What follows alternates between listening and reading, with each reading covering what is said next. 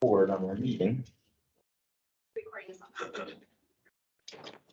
Welcome, everybody. I would like to call this meeting to order. Today is Wednesday, March 29th. This is a special meeting of the Board of Directors of the West Basin Municipal Water District.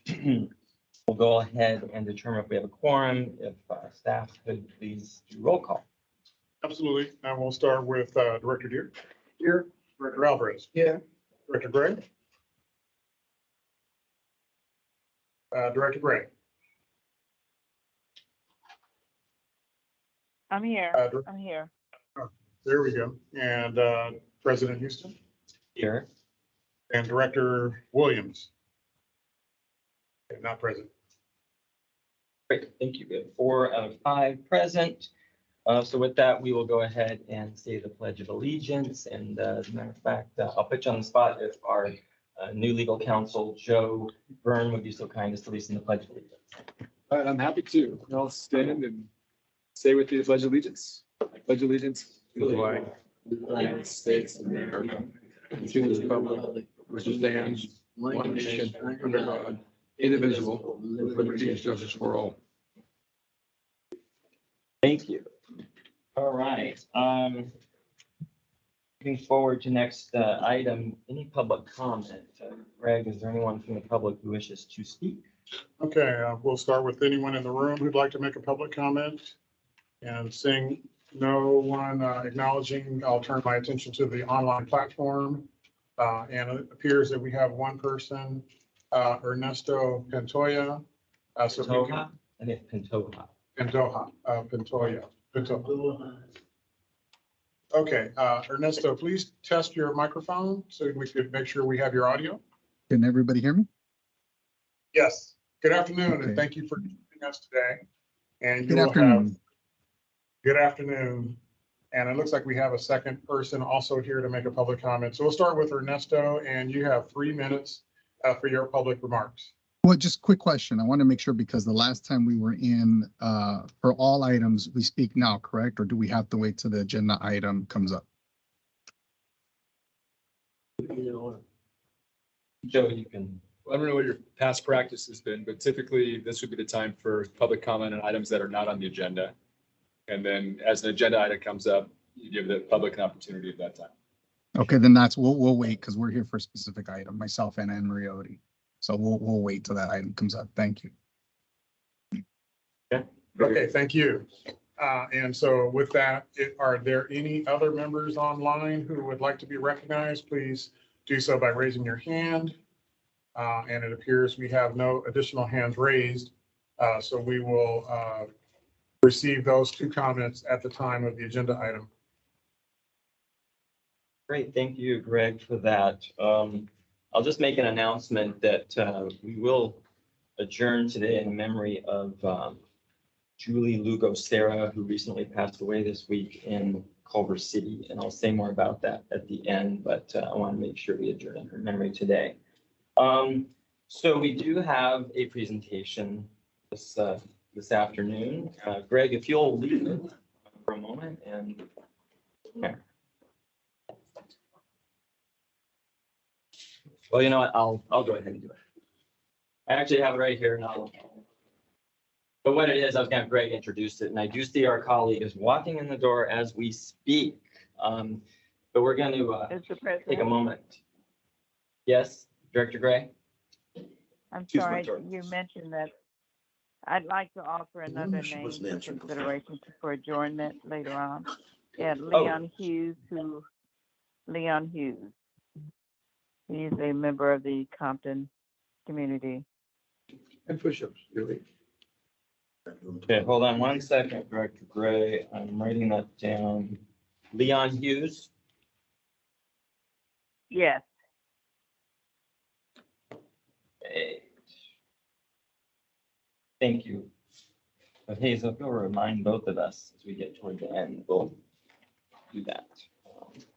All right, so Director Williams, thank you. Director Williams is now here, so all 5 directors are present, and we are about to go into presentations honoring Women's History Month. So With that, we have prepared a proclamation. I'm really happy to see a lot of our employees and other folks are here today. And I will just go ahead and read this because I think it was well done and poignant. But we really want to honor all the women who not only work at West Basin, but of course around our country who, do so much that makes us the society we are. So with that, whereas Women's History Month has been celebrated in the United States since 1987 and recognizes and celebrates the contribution of women throughout the nation's history. And whereas Women's History Month celebrates this year's theme of celebrating women who tell our stories, which recognizes women past and present who have been active in all forms of media and storytelling. The timely theme honors women in every community who have devoted their lives and talents to producing art, pursuing truth, and reflecting the human condition decade after decade. And whereas Women's History Month recognizes that women have been on the front lines fighting for and securing equal rights and opportunity throughout our country's history as civil rights leaders, suffragists, and labor activists. And whereas Women's History Month acknowledges that women continue to lead as advocates for reproductive rights, champions of racial justice, and LGBTQIA plus equality. And whereas Women's History Month promotes the importance of recognizing the sacrifices made by women for women to help our country and the world be a fairer, safer place.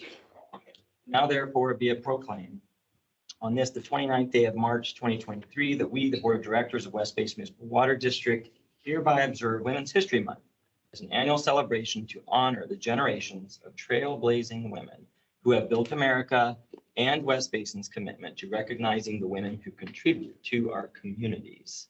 I really want to say how grateful and thankful we are and knowing that we are towards the end of this month when we hold our board meeting, but we definitely want to recognize all the women in our lives. I know we're going to take a photo in a moment, but if any of my colleagues would like to say a few words, this would be the time we could entertain them. Anybody? I see Director Deere. Yes. Point of view of a history teacher, I've said this before, I think we are now in the century of the woman. There's so much improvement in the status of women in our society, in the United States and in the world, I think, to some degree. Much different than when I was a young person years ago. That progress is still being made, and I'm glad West Basin is a progressive part of that improvement of the status of women. It's wonderful. Thank you. Thank you. Anybody else? Director Alvarez. I will ditto Director Deere's comments. I just, I'm sorry, looking at the audience here today and knowing the staffing of the West Basin, we do have an awful lot of women. The other, being more of a technical agency, I think that if you look around today and the number of women in the technical field is surprisingly high, just compared to about 30 years ago when you went to a lot of technical organizations and you saw very few women, if any. And that's completely changed. I think all for the good. Good, thank you, Director Alvarez. Director Williams? I would just ditto what has been said, but more importantly, that the reason that I am here today is not because of the woman, my mother, but because of the history teacher I had in junior college who said that you may have deficiencies and that's why you're here, but you can fix those. You can fix deficiencies. And here I am. See, the first person who spot you were deficient? Yeah. It was before I met you. Okay. Director Gray. Thank you. I appreciate the comments the president that made acknowledging this particular time in history relative to women, and also comments my colleagues made. I agree with all of them. However, I think we certainly acknowledge that women have made strides in the industry, in some industries, but I think it's really important to look at women in leadership roles. in equity. Equity is very important when we look at whether it's women diversity or if it's other diversity that we are addressing. Equity is extremely important, whether it's pay, whether it's positions, and certainly leadership positions is something that I really strive to support for women. And so thank you again for West Basin acknowledging it, but we still have a lot more to go, not just with women, but diversity in general. So thank you. Excellent. Thank you, Director Gray. And just in closing on that, I will also reiterate what I've said and my colleagues as well. There's been a lot of strides, we all know this, that have been made, and yet there's a lot more work to do. I will say I'm always proud of West Basin that we do have a really diverse staff as well as the communities we serve. And so we really make a point to respect people of, of every stripe. And certainly the accomplishments of women throughout the history of our country is to be commended. And so I'm really glad that we can always take part in this, even technically 1 month, but we have to do it every day, right? So with that, I know we have a number of staff and some others maybe here, Greg. We'd love to take a photo for those who'd like to take a photo with the board. Again, so please let's go into that for a moment and then we can resume our meeting.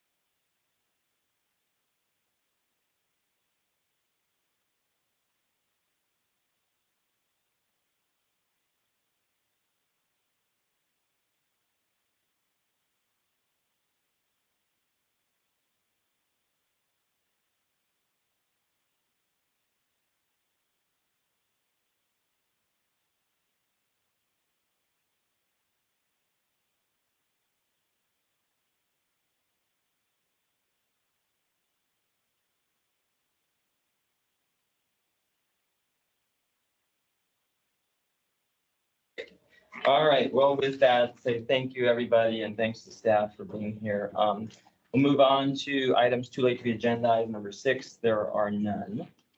Number 7, our consent calendar. I hear a motion for approval from Director Gear. What? I would like to pull 7C for discussion. C, okay, 7C to Paul. Any others? No. Is there a second to the whole consent calendar with the exception of item 7C? At maybe. Second.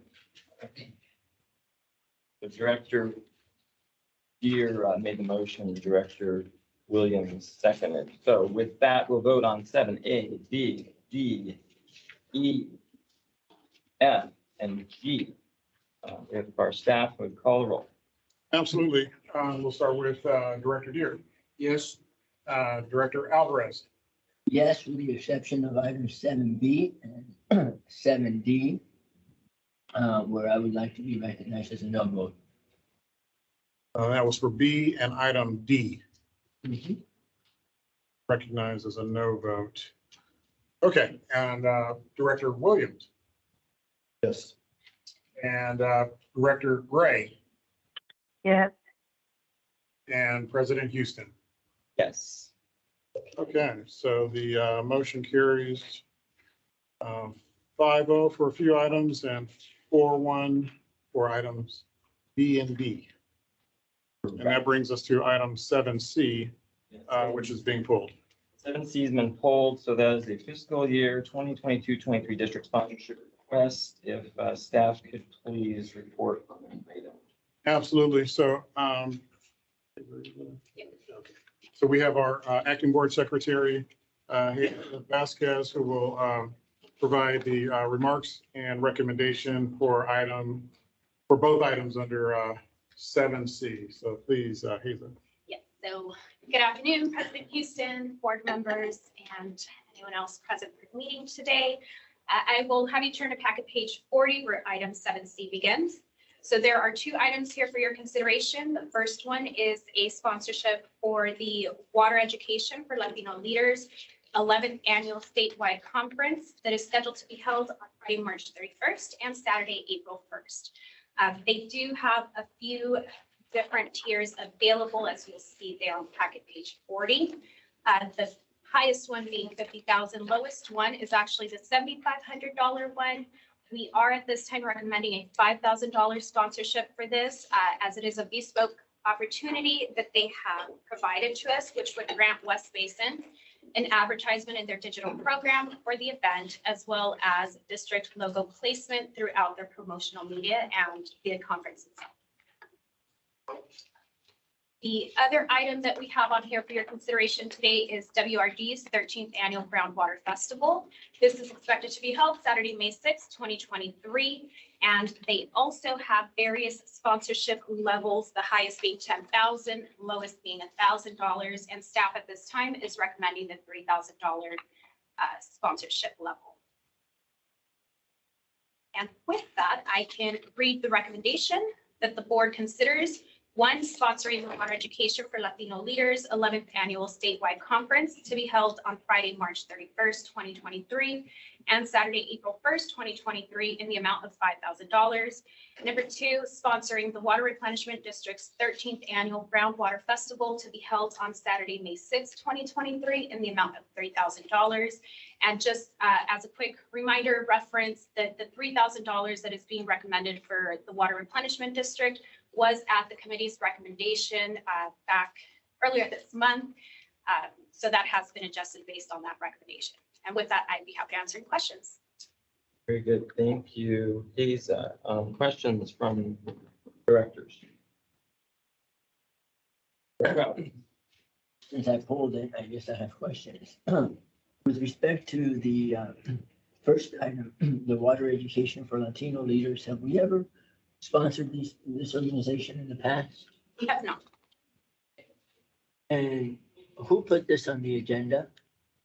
This, I believe, came in after contact with the general manager. I think I pretty sure that I'm the one and only and first elected Latino member of this board. So you're bragging and complaining. I'm neither. I'm making a statement. And I said, I think, just in case I'm wrong. And I do support getting more Latinos involved in all levels of government, especially in special districts and smaller agencies, because they do affect our lives very directly. On this particular item, I don't support West Basin being a sponsor at this level. Attendance at this conference is $125 per person. I think a better investment of our resources would be to attend the conference, pay the attendance fees. But I don't see the additional benefit of having the West Basin Municipal Water District be responsible for this. So on this particular item, I would make a motion that we would not support the sponsorship and continue to participate as individuals attending conferences and so on. Have we already passed a motion on this item? No, No, this item was pulled, and so, yeah. Would you like Director Alvarez for your motion to be, to approve number one, I'm sorry, number two, and to not approve number? no, I want to speak to number two separately. Okay, we can handle that, let's go. So I heard a motion being Yeah. proposed. Were you done? Yeah. Okay. Is there a second to that motion?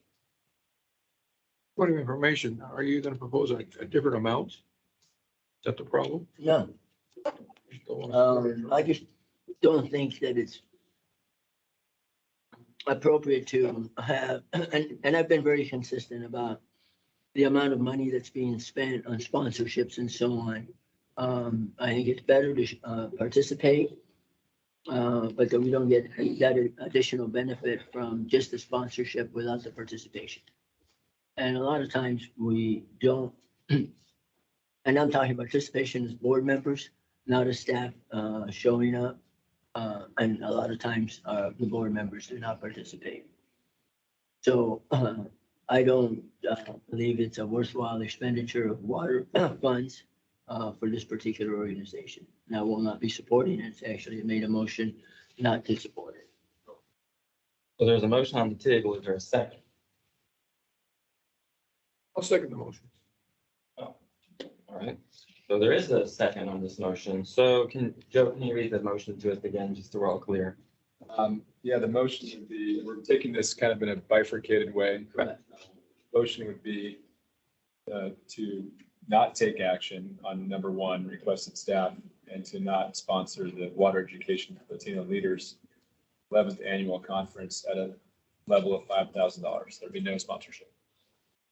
So now's the time to still discuss this. I disagree with Director Alvarez on this. It was vetted through committee.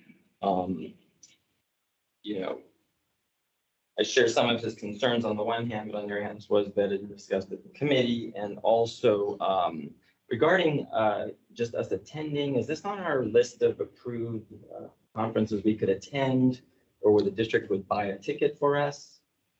I don't believe it is on the list. I'll have to double check that. I don't believe it's on the list of approved for per diem. As far as purchasing a ticket for that, I believe that goes to manager discretion. So Well, I don't think it's on any list, you know, the whole organization over time. So this is first for us to even consider. That's what I think I understand. But I know Director Alvarez has your hand up. Go ahead, Director Alvarez. I was just gonna say that with this and other organizations that are having events and workshops, board members can attend, and within their travel budget, this would fit in the membership or the attendance fee would be covered, and you get reimbursed for that. So you do not have to be a sponsor in order to attend. Well, I do understand we don't need to be a sponsor to attend. I honestly don't know the rules of our code when it comes to reimbursements, because I thought my understanding was it had to be on our list of approved items for reimbursements. Unless I'm incorrect. I think you're correct. I don't totally, no, I am looking at the list and I have the code that has. Oh, go ahead, Director Gray. Go ahead, Director Gray. Right, well, if you want the attorney to counsel to answer that question, but before I make my comments relative to the motion, Mr. President, what would you prefer? Oh, you know what? Well, they can look it up, but I think that as far as the way this district has worked is if it's not on approved rosters, we can't attend certain things, whether we ask for per diem or not, but even just to get a ticket. That's my understanding is, and it's a separate issue than the sponsorship. But staff maybe can try to opine during this meeting. In the meantime, Director Gray, go ahead. So again, the motion right now is no sponsorship. Go ahead. Right. Yes, you know, I always understand Director Alvarez's concern for public expenditure, which we are concerned. But I think this is an item that I would certainly support. I think I'm in comments in committee. It's an organization that I think it's basically, it educates our community members as well as our legislators and those leaders in water about water issues. So it's a very important organization. I kind of look at it as in relationship to the California African American Water Education Foundation, which we do support them. So I think it does make sense to support the organization. It is water related. And I think it's always important to develop those kinds of relationships and sponsor those organizations that certainly do have a focus on water. So educating the community as well as their leaders is very important. So I would support the sponsorship, not the non-sponsorship. Thank you, Director Gray. Director Williams, go ahead. Thank you very much. Yes, I also support this item. And because not only is it consistent in what I believe in, it is also consistent with what West Basin believes in. That is the education and support of, you might say, the underrepresented community involvement in water. We, as an organization, support the California African American Water Education Foundation. So this, being a member of this organization, supporting this would be consistent in our belief in what we're doing. And for many, many, many years since the building of the Colorado River Aqueduct back in the 30s, we, meaning African Americans and Hispanics or other minorities, weren't even involved at the point where it was known that our Southern California area needed water, new water. And we weren't even involved at that level. We didn't get involved at the level that we need to be involved in this until along came a congressman by the name of Merv Dimely that introduced us to water, and that there was a place for us in water, not only in the legislative, but also the engineering and construction. And so this, being a sponsor of this organization, of this event, would be consistent with what we have been doing for the past years as an organization. And I'm saying West Basin, that is. So I support the item myself. So just want to let you know that. Okay, very good. Thank you. So one last thing to note is we have an approved budget in this current fiscal year, and we're well within it, whether we approve the sponsorship or not. So I disagree with this current motion on the table. So I would, unless anyone else to speak, I'll get ready for a vote on the current item. Any comments at this moment? What is the motion for? Yep, I was just gonna have Joe or Greg tell us right now what the motion is on the table. The motion on the table is related to item, I'm sorry, I got a bunch of stuff up here. 7, C, as in cat, yes, part 1. 7C1, and it is to not approve a sponsorship for the Water Education for Latino Leaders Conference at a level of $5,000. There'd be no contribution to that event. Okay, so reminder is in the committee, it was recommended in the committee to approve a sponsorship of $5,000, but right now we have a motion on the table to not do any sponsorship. So we're voting on no sponsorship at this moment. And with that, I'm going to call the question. So let's go ahead and take the roll call. Okay, we'll start with Director Deere, Yes. Director Alvarez, Yes. Director Williams, No, Director Gray, No, and President Houston. No. Okay, so the motion that was on the table is dead. So I would entertain a motion for the staff recommendation and it came out of the committee. I move staff's recommendation. Okay, and I'll second. Clarification, is this 7C? Correct, One. 7C1. Okay, so right now we have a motion on the table that is to sponsor the Water Education for Latino Leaders 11th Annual Statewide Conference to be held on Friday, May 31st, 2023, and Saturday, April 1, 2023, in the amount of $5,000. Any further discussion?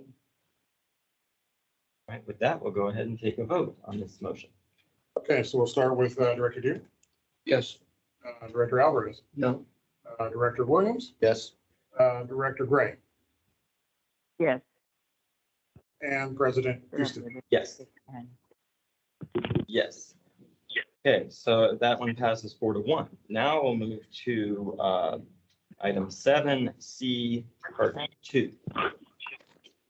You good? That's the, did you already go over that? You didn't go over that one fully, did you? I did, but I can read it out for you if you need me to. Sorry, all right, let's go ahead and we'll talk about that one real quick. So it's sponsoring the Water Replenishment District's 13th Annual Groundwater Festival to be held on Saturday, May 6, 2023, in the amount of $3,000. Is there any discussion on this?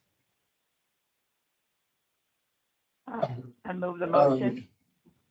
second, Oh, I heard there's a motion made by Director Gray, a second by Director Williams. Discussion, Director Alvarez. about 4 months ago, we did sponsor the Water Replenishment District. I forget exactly what it was, but it included a short video to talking about the developments in water supply reliability for West and Central Basin and West Basin's participation. And I think that was, I don't recall exactly, but about $10,000 or may have been $15,000 it was sponsored. And that was a worthwhile effort. This is one of these things where they're going to have a festival. We're going to support them having a festival. And we have a festival and then they support our festival. Instead of exchanging checks, I think that we ought to mutually just support the events, respectively. We would support the Water Replenishment District's annual Groundwater Festival, and they would support our annual Harvest Festival without having to exchange checks. Doesn't make quite a lot of sense to do that. It is taxpayers' money after all, and you're exchanging taxpayers' money between taxpaying agencies. So I will not be supporting the motion to adopt this. And I don't think it's in our best interest to just exchange checks between two governmental organizations. If you look at it and stand back, it kind of is a silly thing for governmental organizations to be doing. Okay, thank you, Director Alvarez. Anyone else have comments on this item? Just, Hearing, go, second. yeah, go ahead, Thank you. Director Gray. I'm sorry. Kristen. Yeah. Again, respect colleagues' comments. I think it's worthwhile to support this this particular event. WRD is, and even though it's not a member agency, but they are a partner in what we do, and they certainly are water related, and I certainly support their efforts on this particular program. So I do support it. Thank you. Thank you, Director Gray. And I also concur. I think that they do provide a good value at their groundwater festival. I think they changed the groundwater festival, just like we do our water harvest festival. So I agree with the recommendation here. Anybody else? Okay, so with that, I'll go ahead, we'll call the question and we'll take a vote. Okay, so we'll start with Director Buer, Yes. Director Alvarez, No. Director Williams, Yes. Director Gray, Yes. and President Houston. Yes, okay, so that one passes and we will move on to our action calendar, item 8A. Okay, so with our action calendar 8A, we have our fiscal year 2022-23 community outreach event. And we have our acting board secretary, Hazel Vasquez, who will bring this item forward for the board's consideration along with staff recommendation. So, hello again. Keeping on trend, we are going on to page 101 for this item. This is for the fiscal year 22-23 community outreach event that is being requested by Director Gray. She is requesting consideration at this time for West Basin to sponsor the Women of Vision Delta Sigma Theta's Inglewood Alumni 30th anniversary to be held on Wednesday, April 19th, 2023. Director Gray would like the board to consider a $2,500 sponsorship that would grant West Basin a speaking opportunity for a district representative, as well as an advertisement promoting district awareness. And just to note, West Basin has not previously sponsored this event. So approval of this item would leave a remaining budget of $28,000. That is accounting for the other events that were approved as part of the consent calendar today. Move approval of motion? Second. Okay, great. Thank you so much, Haza. I hear Director Buer made a motion. There was a second by Director Williams. Is there any discussion on this item? I will, Director Alvarez.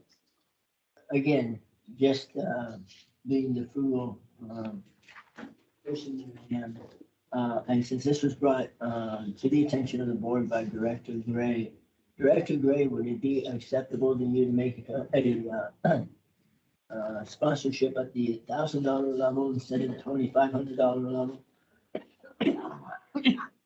It still allows a full page ad, places items in sweaty bags.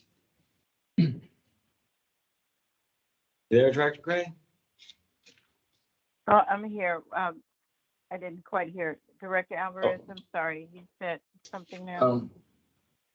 You had brought this item forward, and I was just wondering if it would be okay with you to support it at the $1,000 level as opposed to the $2,500 level.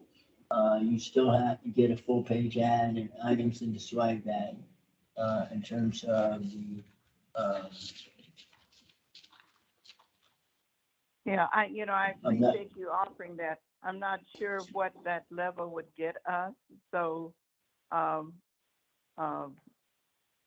think, well, first of all, the reason why I think this is important to even consider for approval of sponsoring it is because, it's again, it's an effort to support our community-based organizations. I think West Basin has done a good job with doing that. That's why we support these different community-based organizations in their efforts, because it's a way of giving back to the community.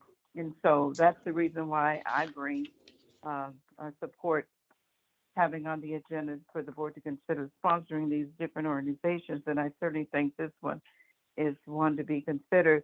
I'm not sure what the $1,000 gets. I do think what was said about the current request is that we do have an opportunity to speak at the organization. And it's a way of raising the level of West Basin to to those that do attend these events to learn about West Basin, because when we do speak there, we do tell our story, we do talk about why we're here, and it's a way of educating our community on water issues, and conservation is very important, and so that's, again, that kind of speaks to that. So I'm not sure what they get, but just the fact that you're willing to sponsor a community-based organization is rewarding to me to hear that. So I guess the question to staff is, what does that $1,000 get us? Does it get us a speaking engagement or what? So if you turn to packet page 105, you'll see there towards the middle of the page that the $1,000 sponsorship level would grant us a full page ad, as well as the opportunity to place items in their swag bags. And the what is there another? Is there a $1,500 level? I mean, is it 1,000 then 2,500? That is correct. There's no level in between. And the $2,500 just gets it and it just adds on to speaking engagement, correct? Correct. Well, Director Alvarez, I guess my comment to you, I think that part is important, even though it doesn't have to be, but I think it's a way, again, of getting our message out to those who attend. And these events that I've gone to, as well as the other directors, they do draw a lot of people. And so it's a way of educating folks about the importance of water. So I guess my question to you is for you to kind of, think about that thought. I will, just in looking at the sponsorship level information on page 105, at the $1,000 level, you get a full page ad and you get to place an item in the swag bag, which would be an item that would be promoting water conservation and efficient use of water. And at the $2,500, you get a full page ad, same thing. You get to provide an item in a swag bag, and you are mentioned during the event. That's the only difference for the $1,500. And I believe that if you are attending or any other board members attending, they would probably be introduced, and West Basin would be mentioned in any case. So I think just from a expenditure of money, you get the same bang for your buck, if I can use that terminology, at the $1,000 level, and I could support that. And so the request was for 1,500 or 25. What was the request for? Okay, let me jump in here because I want to kind of speed it up a little bit, everyone. Yeah, and I'm going to conclude it. Wonderful, Director Gray. So the request was for $2,500. You have a motion on the table for the $2,500. We have ample money in our approved budget to meet this need. It's really, I know Director Alvarez is posing it to you. If you would like to potentially entertain doing less, I'm okay with the current motion, quite frankly, but anybody else, Director Gray, if you want to add anything at this moment, because I'd like to get ready to call the question. Go ahead, Director I Gray. just wanted clarification. The amount. I just heard 1,500 mentioned. That's trying to. I think it was Director Alvarez was proposing 1,000. Okay, but right let me now, hear what the other. Go on. Yeah. Right now, you have a motion on the table for what was requested. So, anybody else, directors, anybody else have any other comment? I just said we should move the motion. Okay, so that's what we're going to do. Let's go ahead. We're going to call the question. So we will vote on the recommendation of $2,500 sponsorship for this event. So let's go ahead. Roll call. Okay, Director Duke, Yes. Director Alvarez. No. Director Williams, Yes. Director Gray, Yes. and President Houston. Yes. Okay, so the motion carries 4-1. Great. Okay, thank you. Next item, 8B is in boy, which is another sponsorship request that has come in. So go ahead. Yes, and Hazel, we'll turn it over back to you for this district sponsorship request as well. All right, so if I can have you turn your attention to packet page 107, This is where item 8B, fiscal year 22-23 district sponsorship request begins. And for you today, we have one item to consider, and this is for the LA County Sanitation District's Earth Day event that is being held on Saturday, April 22nd, 2023. At this time, staff is recommending that the board consider sponsoring this event in the amount of $1,000. And just note, West Basin has not previously sponsored this event. And approval of this would leave a remaining budget in the district sponsorship budget of $10,250. I'll move approval. Second. There's a motion and a second, Director Deering Williams, respectively. So any discussion on this side? I'll just raise the same point. It's kind of ridiculous to have governmental agencies sponsoring governmental agencies. Very good, thank you. Thank you. Oh, I'm sorry. Okay, all right, Director Gray, any comment? Otherwise, we're getting ready to vote. No, you can go ahead and vote. Thank you. Okay, thank you very much. All right, so we have the motion and a second. If staff would please call the roll call. Absolutely. Director Dewey. Yes. Director Alvarez. No, Director Williams. Yes. Director Gray. Yes, President Houston. Yes. Okay, the motion carries 4-1. Thank you. All right, moving on. Item 8C, as in cat. Okay, so item 8C is the Buy America resolution and policy that was requested by Director Alvarez during the November 28th board meeting. And so with that, I want to maybe start by saying that in light of our discussion in the Saturday retreat, that I would like to retract the staff recommendation number 2 from the agenda, if that's appropriate, and maybe I could ask our general counsel and our board president if that is okay in light of our discussions on Saturday about the proper way of handling board-led requests. Go ahead.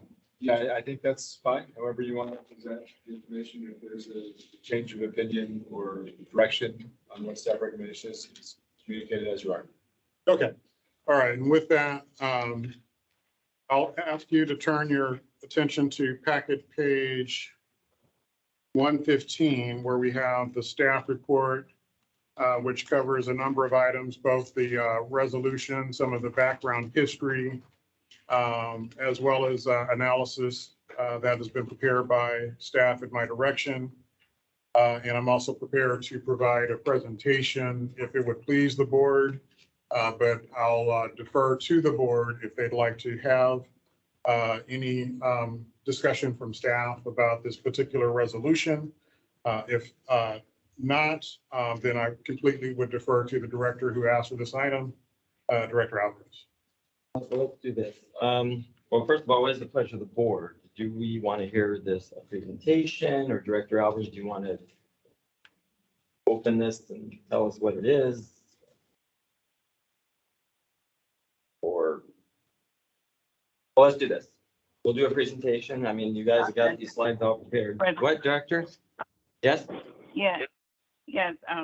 I do want to hear staff's perspective on it because it does impact our agency. So I do want to hear that, but I certainly want to hear Director Alvarez's perspective, and I also want to hear staff. Thank you. Okay, Director Williams. Yes, before we go forward, I'd like to get an understanding of an item that's coming before the board as a recommendation from staff, which staff is always supposed to be, the agenda for us is driven by staff. I mean, we wouldn't have a reason for meeting if we wouldn't have staff reports, okay? Now, an item that comes to us as a proposal from a board member, which is a motion for us to act on something, whose business is it? Is it the board member's business, or is it staff's business? Because if it's the board member's business, then it should be a recommendation, it should be a motion or a proposal that comes before us to act on with a motion to approve and a second for discussion, and then we can go on and act on the item that staff is no longer making recommendations or anything on the item. It is the item that is being presented by the board member. Okay, so yeah, that was a question. Sounds Yes. right. So I guess I'm framing it a question and Okay. cut into our legal counsel. What is it? Well, and this is following up a little bit on the conversation from Saturday. So the board does have the ability to put items on the agenda. I think there was a good discussion about how that works. And I think there was some desire for clarity in the admin code as to how that could work. I certainly think anything that's coming from the board that's going directly for action to the board should also have the benefit of staff analysis. Doesn't necessarily need to be a recommendation one way or the other, but it certainly should be doing the homework that's necessary to provide the board with all of the information to make an informed decision. So I think that's part of our obligation as, you know, the division of duties between board and staff certainly, I think should be providing information for the board then to make a decision. And I do think that I'm happy to follow up. And I think that was one of the takeaways from Saturday was to see how we could maybe clarify this process and have a little more understanding of how it works in the context of a board member request for an agenda item. Not a request, actually putting something on the agenda. Director Gear. I missed the Saturday event, so I don't know how. I favor the concept of this motion, but I want to know what the consequences are of it. Because I know we bought things at the Netherlands and all kinds of places, you know, worldwide for our installations and so on. So I wonder if staff could tell us the consequences of this motion. Okay, very good. Thank you, Director Jeter. So I think that's right where we're going to go. So, and Director Gray asked as well. We'll do the presentation that's before us. And obviously I know there's some public commenters as well. And then certainly the board can then. Can we move forward with the presentation, please? Yes, sir. Go ahead. Presentation, staff. Okay, thank you. And we'll turn your attention to package page 123. And this is where it says option 1, adopt the Buy America resolution instructing staff to return to the board with the necessary resolution and changes to the West Basin Administrative Code. Just for the benefit of the staff, I also would like to point your attention to packet page 120, where it has the resolution before you, where as requested by our Director Alvarez. And so if we were to look at the salient elements of the resolution itself, it says that the Board of Directors hereby adopts a Buy America policy to buy American goods identified by the United States Federal Trade Commission as those which are made in USA, in quotes, having all or virtually all of the product being made in the United States of America, and to procure services provided by a company or corporation formed under the laws of any of the states in the United States of America. Item number 2, that the board declares that it shall be the policy of the district to buy American goods and products only. Number 3, that the board declares that it shall be the policy of the district to buy American services only, unless. I can quickly, Greg, I'm sorry to jump in. I think it's, the unless was either meant to be deleted there or it would be, I spoke with Director Alvarez, unless such goods and products are not made in the US. I think there's some omission there. There's an omission there, okay. And we could probably have that read into the record in terms of the edit. And that the Board of Directors shall only deviate from this policy and waive the relevant administrative code provisions to enable West Basin to contract for or purchase goods or services not made in USA unless such goods and products are not made or known to be made in the United States of America. In all cases, preference shall be given to companies or corporations formed and operating under the laws of any state of the United States of America by a majority vote of the board of directors due to price, quality, and preference, whether it be from professional experience with the product or services or due to technical or systematic compatibility. And 5, that the board of directors direct the general manager to prepare a corresponding resolution resolving to amend West Basin's administrative code procurement policy, Part 5, Chapter 1, as directed for the board's consideration at a future regularly scheduled board meeting. So with that, I'll flip back over to packet page 123, which provides the option 1. And so with that, the next page, I believe, summarizes what I have just read. And item number page 125 is essentially that waiver provision that I also just read. I'm going to skip over page 126, which is the item that I retracted.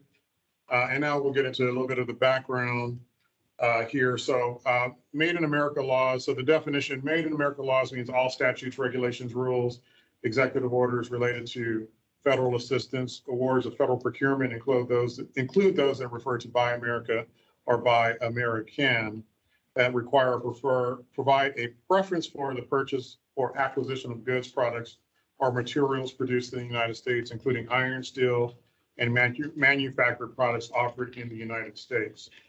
The historical overview on the next slide indicates that we've had a Buy America Act since 1933. That was during the Great Depression. In '83, we had another Buy America Act that extended that through that periodic recession as well. And then in 2009, we also had the housing bubble burst and additional Buy America provisions at the federal level related to that recession. More recently, we've had the 2014 American iron and steel provisions that were enacted by the US EPA. And then with the more recent President Biden Infrastructure Investment and Jobs Act, which includes the current Build America, Buy America provisions. And so with that, a little bit of information on the Build America, Buy America provisions, which we also call the BABA. This was included in the Infrastructure Jobs Act in 2021, went into effect last year in May. And this establishes a strong and permanent domestic sourcing requirements for all federal financial assistance programs for infrastructure. We, of course, as West Basin, would comply with those regulations for the projects that benefit from federal financial funding. So this is, aimed at building the resilience of our supply chain and American manufacturing jobs and businesses. So the key provision here is that none of the funds made available for a federal assistance program for infrastructure may be obligated for a project unless all of the iron, steel, manufactured products, and construction materials used in the project are produced in the United States. So moving right along. So some examples of funding programs that we're involved with would include the State Revolving Fund, the Water Infrastructure Finance and Innovation Act, we commonly call WIFIA, the Water Infrastructure Improvements for the Nation, WIN grants, American Water Infrastructure Act, AWA Resiliency Grant, and congressionally directed spending and community project funding. We certainly have federal funding that we have appropriated for a couple of our upcoming Purple Pipe projects. I believe it's the Mills Park project here in Carson, as well as the North Gardena lateral. And so those provisions would apply for those two projects. On the next page, packet page 131, the covered items include iron and steel, manufactured products, construction materials, and all of these should be classified into one of the above categories. So the items apply to permanently incorporated infrastructure. It does not apply to anything temporary, such as scaffolding, doesn't apply to anything such as equipment or furnishings, such as chairs or computers. Now, the Buy America, Build America, Buy America provision on the next slide, 132, does have a waiver policy. And so that domestic procurement would increase the cost by 25%. Then there's a provision that would allow for a waiver to be considered under the unreasonable cost waiver provision. Number two, applying the domestic content preference would be inconsistent with the public interest. And so there's an opportunity to apply for that waiver under that component as well. And then if the product is not made in the US in sufficient or reasonably available quantities, basically you have a non-availability waiver built into the Build America, Buy America provision. Waivers should be time limited, targeted, and conditional, and may be project specific or even applied on a national level. So with that, we've also had discussions with our lobbyists about the experience of the Build America, Buy America, BABA, and they have educated us on some of the response from industry. And so the concerns, as you can see on slide one, on packet page 133, various organizations that we're affiliated with, such as Aqua, AWWA, Water Reuse, Water Environment Federation, and others have indicated concerns with the feasibility of BABA. And there's concerns with the ability to use best available technologies, which may not necessarily be available here in America. It inhibits technical innovation, which are necessary to address climate change impacts.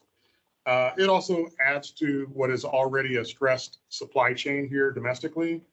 There may be negative impacts associated with our project delivery in terms of the design, investments, and the ability to actually leverage the federal funding itself. This could be detrimental to overall innovation in terms of the products, the processes, and sustainability goals. And projects under under construction, design, or in the approval process should not incur a retroactive review. And so therefore, some projects should allow to go forward and not have to go backwards in terms of this Buy America, Build America provision. So those are some of the items that are coming out from industry. Your package also has copies of a few of the letters that have been published by a few of our industry groups. And so those are available for your inspection as well. Going on to packet page 134, the general concerns also involve a lack of engagement of water and wastewater sector stakeholders as a part of the continuing research into the market conditions and product availability. And this could actually discourage local investment in infrastructure by agencies who are understaffed or under-resourced. And that would imply that in order to comply with the BABA requirements, you do have to be geared up in order to be able to administer a project that would comply with those federal requirements. Water reuse expressed more specific concerns with the duration and applicability of the waivers, and that some water recycling equipment and types are not available to be sourced in the United States, such as membranes, ultraviolet treatment equipment, et cetera. We also consulted with our general counsel at the time, and they provided some additional considerations as it relates to the public contracting code, which indicates that the code generally prohibits limiting bid specs in a manner that limits the bidding directly or indirectly to any one specific concern. This section further disallows naming, calling out products by trade names, and unless equivalent products are also accepted. The intent of this section is to encourage contractors and manufacturers to develop and implement new and ingenious materials, products, and services that function as well in all essential respects as to materials, products, services that are required by contract. So because of this section, it's possible that West Basin may be subject to challenges if we were to reject low bid for non-responsiveness as a result of their products not being identified as manufactured in the United States. And so here, our general counsel at the time is saying that we could actually have problems with our award process if we try to implement something that isn't conforming to the public contracting code.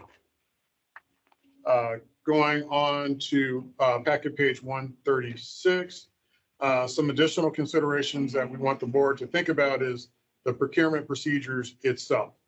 This may impact our district's ability to identify the lowest responsive bidder.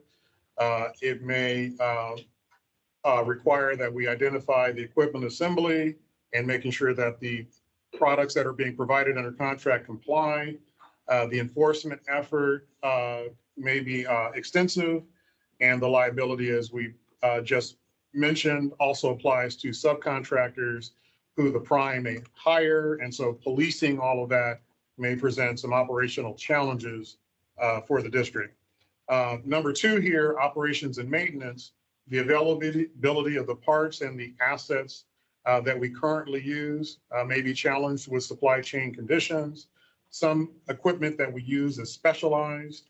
And so the availability, as water reuse indicated, in terms of membranes and UV, we certainly utilize considerable amounts of membranes. We do have UV technology, and there's a wide variety of other specialized equipment that we utilize in our water recycling operations.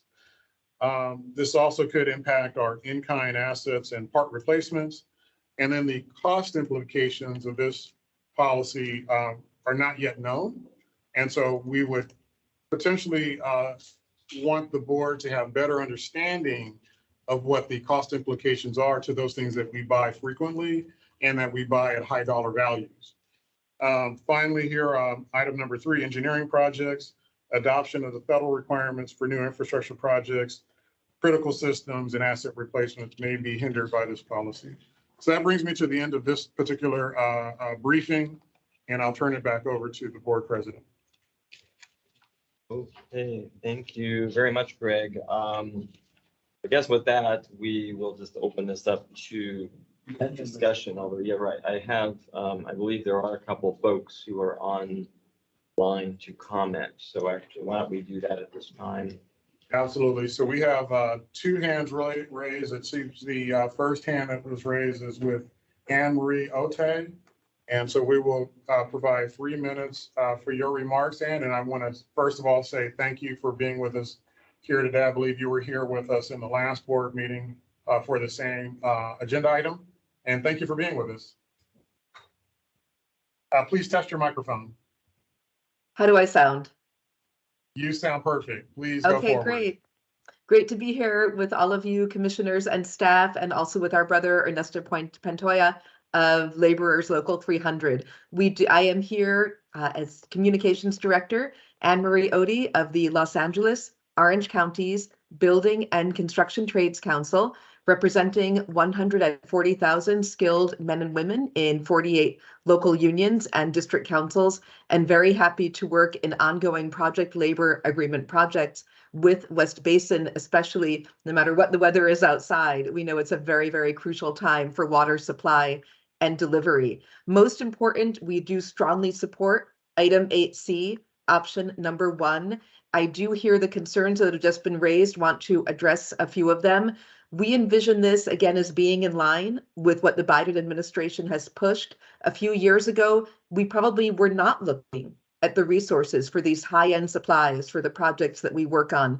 But truly, the United States is rethinking those decades of policy in which we denigrated our manufacturing base, shipped many jobs overseas. Today, again, with the leadership of the Biden administration, the Inflation Reduction Act, Building Back Better, we are looking at all over the country, not just in California, at a rebuilding of our manufacturing capability. I do think, again, that we see this as working best for your high-end, large-scale projects. How it goes into the smaller things, such as the paper and the pens, et cetera, I will leave to your staff experts. But we are seeing more and more fabrication of elements within the US, and that does make a difference. And just as we do, again, promise you a skilled and trained local workforce, we support this because we do think that the US is so much more strongly on its way to providing a manufacturing capability that will take care of the needs for the items that you're looking for your future project. So again, we do support this very strongly, and we appreciate your consideration. Thank you. Thank you so much, and really appreciate your remarks. So with that, we will recognize Ernesto Pantoja. And so please, Ernesto, if you could test your microphone as well. Yes, can everyone hear me? Yes, yes. And I just want to make sure I'm saying your last name correctly. Is it Pantoja? It's Pantoja. Pantoja. Okay. Yeah, there you go. I'm sorry for mispronouncing it. It's Thank okay. you for correcting. It's Okay, and please, you have 3 minutes on the clock and begin your remarks. Okay, thank you. Good afternoon, board members, honorable board members. My name is Ernesto Pantoja. Here on behalf of Sergio Rascon, Business Manager of Laborers Local 300.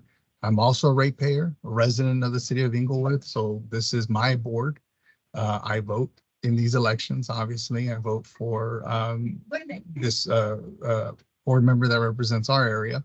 I'm also the son of a UAW worker and the nephew of a UAW worker. And as many of you know, when NAFTA was approved, a lot of our manufacturing jobs were shut down and sent across to other countries where they took advantage of poorer people, where industries were once thriving and paying good people wages, benefits that helped raise families like mine.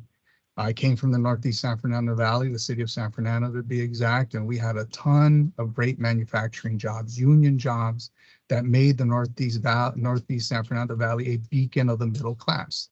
I had friends that I started elementary school with going into high school that ended up disappearing. Why? Because when the plant shut down in Van Nuys or the aerospace industry shut down or Price Pfister shut down in our area, their parents had to go somewhere to complete their careers to get their pension.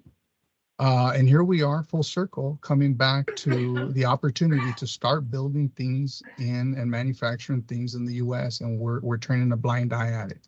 Our contractors do a lot of the work you guys are talking about. We do a lot of water work. We do a lot of sewer work. We use the UV liners. We use the UV equipment.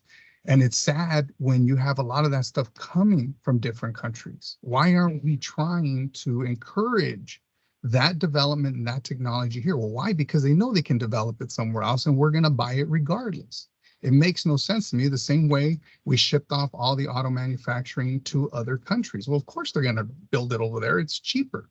But if we create incentives and we start forcing people to start doing things here, it's going to come back. There's no other way.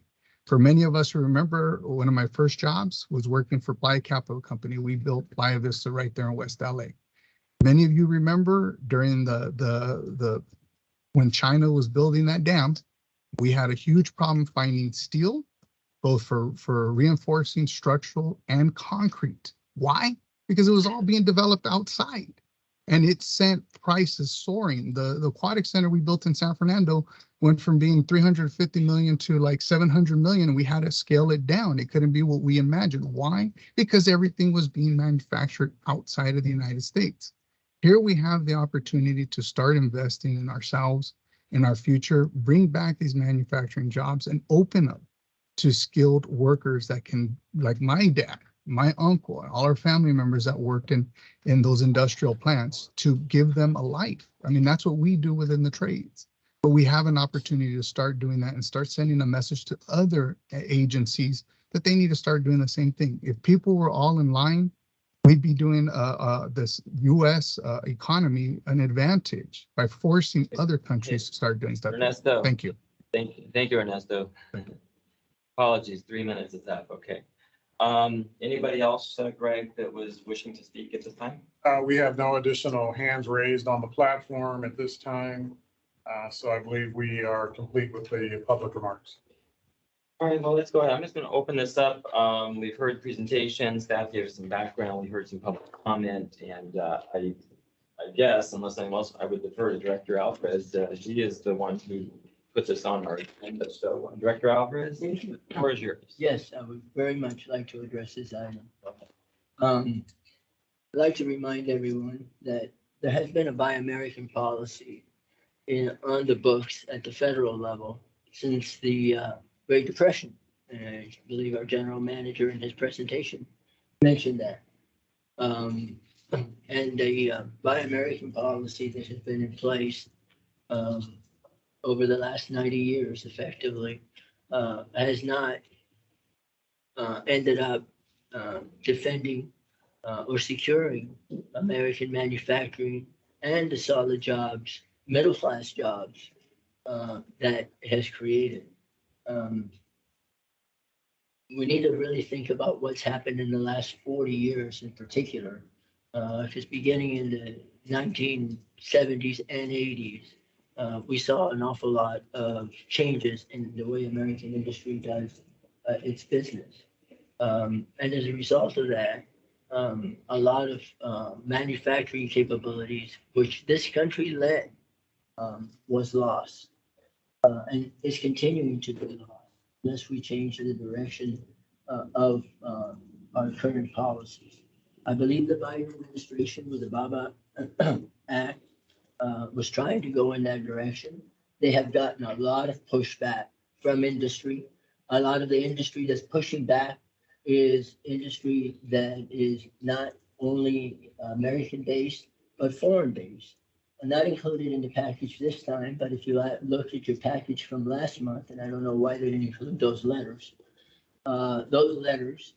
which also go under the flag of our agencies, such as AQUA, American Water Works Association, Water Environment Federation, et cetera, contain quite a few business organizations that are not based in the United States and have a self-interest in making sure that whatever Buy American regulations are in place are flexible enough for them to continue to export the American manufacturing capability elsewhere. We all need to at some point recognize that the United States has not done itself any favors and has not done the middle class of this country any favors by always buying the cheapest thing available. And now, one of the things that is on the agenda today in the summary points that our general manager made as to what are some of the considerations for not adopting this particular resolution and policy is that things are going to be more expensive. We already go to the lowest responsible bidder, and I like to remind everyone that the lowest responsible bidder right now requires the payment of prevailing wage. There are certain public agencies that have decided that they can even get a lowest responsible bidder by waiving the prevailing wage requirement. And there are many construction companies that have two doors. They have the doors for prevailing wage jobs and they have the doors for non-prevailing wage jobs. So if we really want to go and reach the bottom and have the cheapest possible cost possible, then maybe we should stop paying prevailing wages. Maybe we should always look at, well, it doesn't matter what the implications are for American citizens. We're just going to go and get whatever the cheapest thing is. I don't think that's beneficial for our ratepayers. I don't think it's beneficial for us, the citizens of this country, and definitely it's not been beneficial for this country. This country has been in a decaying path for many, many years. And a lot of that has to do with the fact that we have lost our manufacturing base. We have lost care and attention and paying attention to the people of this country and have basically been driven by the almighty dollar. And that does not benefit us at all. There has been a strategic importance in having a strong manufacturing base. Yet we've had lax regulators at the federal and state level, which have allowed industry to consolidate and monopolize the American manufacturing industry. And what are the consequences? It squeezes the public and weakens workers' rights. And it basically just caused all kinds of damage to the middle class. It's unfair and short-sighted to have trade deals that incentivize Wall Street to offshore jobs, and it does leave our supply chains vulnerable. Ernesto spoke to that. Right now, the United States federal government is spending, I don't know how many billions of dollars to bring back chip manufacturing to this country. I want to remind everyone, chip manufacturing at one time was done in this country, and this country was a leader. And high-end chips are still designed in this country. They're not manufactured here. And during COVID, we recognized that because of the supply chain issues, that we were all of a sudden at an economic disadvantage. And that would not have been the case, but for us exporting the manufacturing of chips to other countries and exporting to a degree the technology that goes along with that. That has not benefited this country at all. And it is incumbent on all of us to also always keep that in mind. I'm sorry, untold thousands of good, solid middle-class jobs have been lost to corporations because they're exploiting labor in other countries.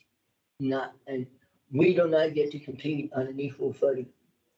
I have no problem with competing with other countries if they have the same environmental standards and the same labor standards that we abide by in this country. And that is not the case. That is one of the reasons why a lot of these jobs are being moved abroad. So the American worker is the one that's been paying the price. The American public is the one that's been paying the price. And I think that it's incumbent on us to do something about that. The resolution before you today does not at all make it impossible for this West Basin not to purchase foreign made goods. I understand that we're going to have to buy foreign made goods. I understand the fact that there are some things such as membranes currently that should be manufactured here, by the way, are not, and we're going to have to buy them elsewhere. So the resolution does say that the preference will always be to buy American first. And if those goods and services are not available, then we have to make a conscious decision to purchase them and recognize that, yes, we are going to be purchasing foreign made goods, but we will do it on the basis of a conscious action that this board will be aware of, not something that's happening without our knowledge. That's what this resolution does.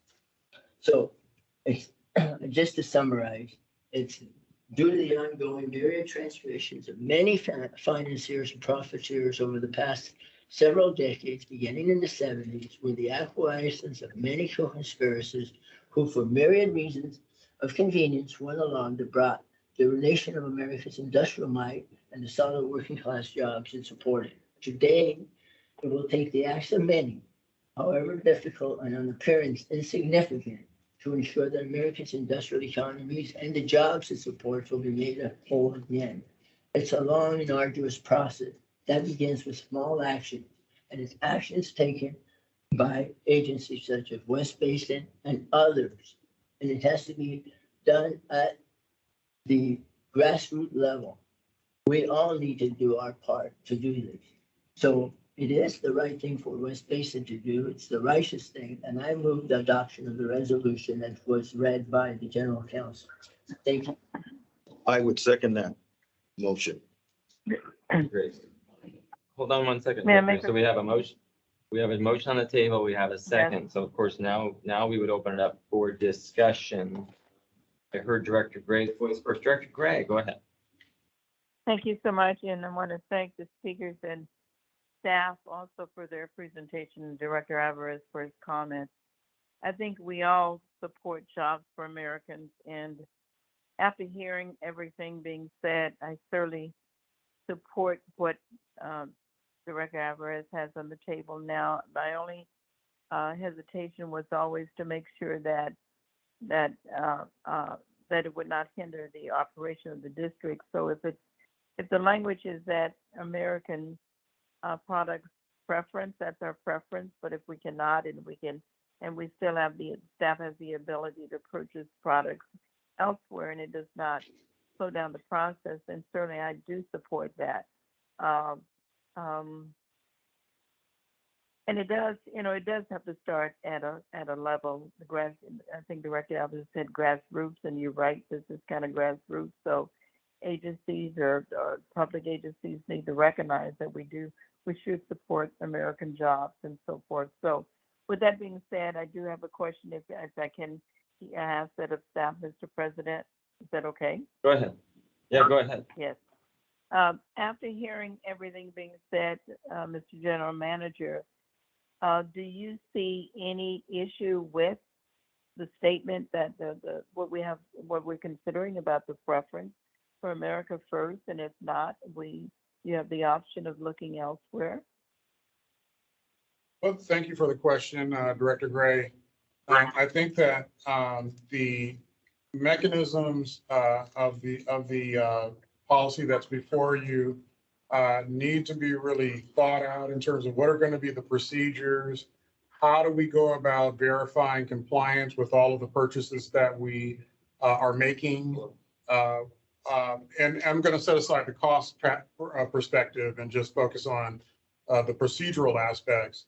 And so if we have the, items that we buy for our everyday operation, paper, goods, computers, how do we verify that? And how readily available are those going to be?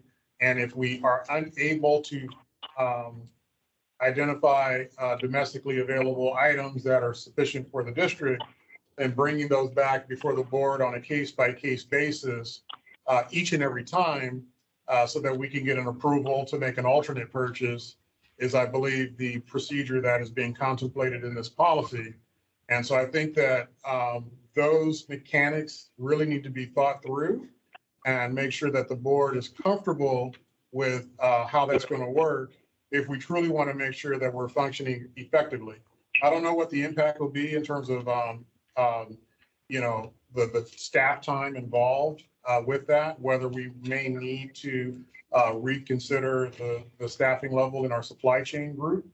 But when we talk about our construction projects and our maintenance activities to our facilities, these are major purchases, and the time involved with getting those items and then bringing those before the board, I think we really need to think about how that's going to work before we go forward with this motion. Well, after hearing what you said, I think the board, needs to make a decision that we do support Buy American products first. That's a preference. And also, if that is not something we can do, then the second choice would be to look elsewhere and have you to come back with a process to let us know how that can be done. So I'm not quite sure what the language is with the motion right now, but certainly there has to be a process rather than you having to come to the board for example, paper, to get approval for a waiver to purchase paper. But there needs to be some guidelines worked out, but certainly I support the whole concept that what Director Alvarez has proposed.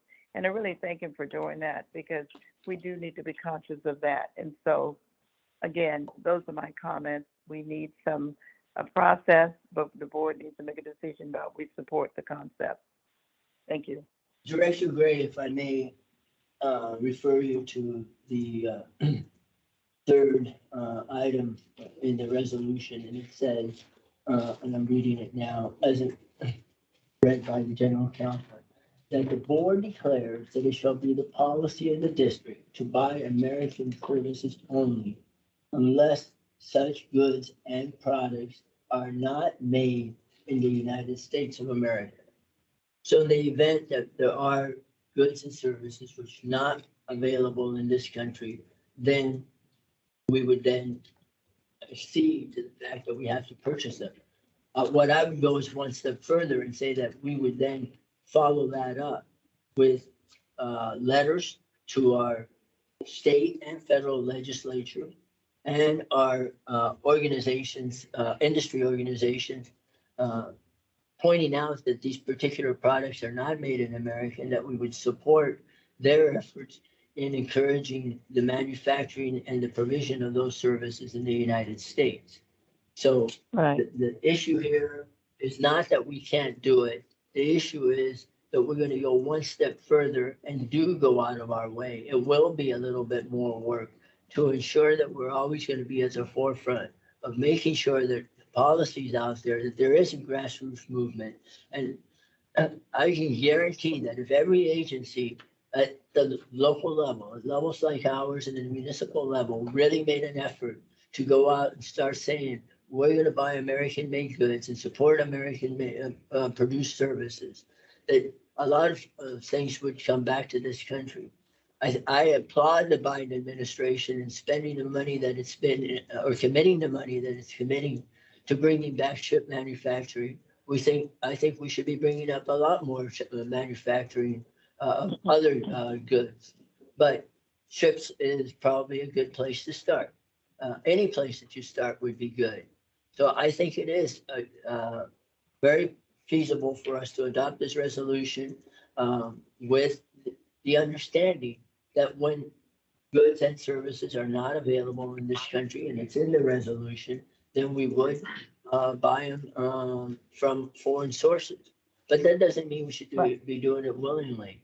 And it doesn't mean that we shouldn't have we shouldn't have the ability to raise our objections. And I think it just puts it on our agenda that we will always be raising objections. Okay. That's the intent.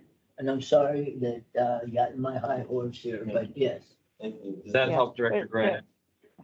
Yeah, well, what I was talking about, and thanks for clarifying all that, but what I'm talking about is internal processes in terms of what happens if that product's not available. How does the general manager get those approved? Does he have to come back to the board? How does he go ahead and order those products? That was what my question was based on in terms of coming back with a process. Yeah, let's do this. I see our legal counsel wants to say something, and I also, just as a matter of just a question too, wonder how this works. Does everything have to come back to the board every time for exceptions, et cetera, et cetera? So I think it's a valid question, Director Gray. So Joe, can you give us? Yeah, sure. I've got just a few, excuse me, comments. So I think Director Gray, your question about is it a preference? I think it's more of a requirement unless it's not made in the United States, I think is how Director Alvarez is characterizing the resolution. And I will not be able to use this excuse for much more time, but I've kind of parachuted in here later in the game.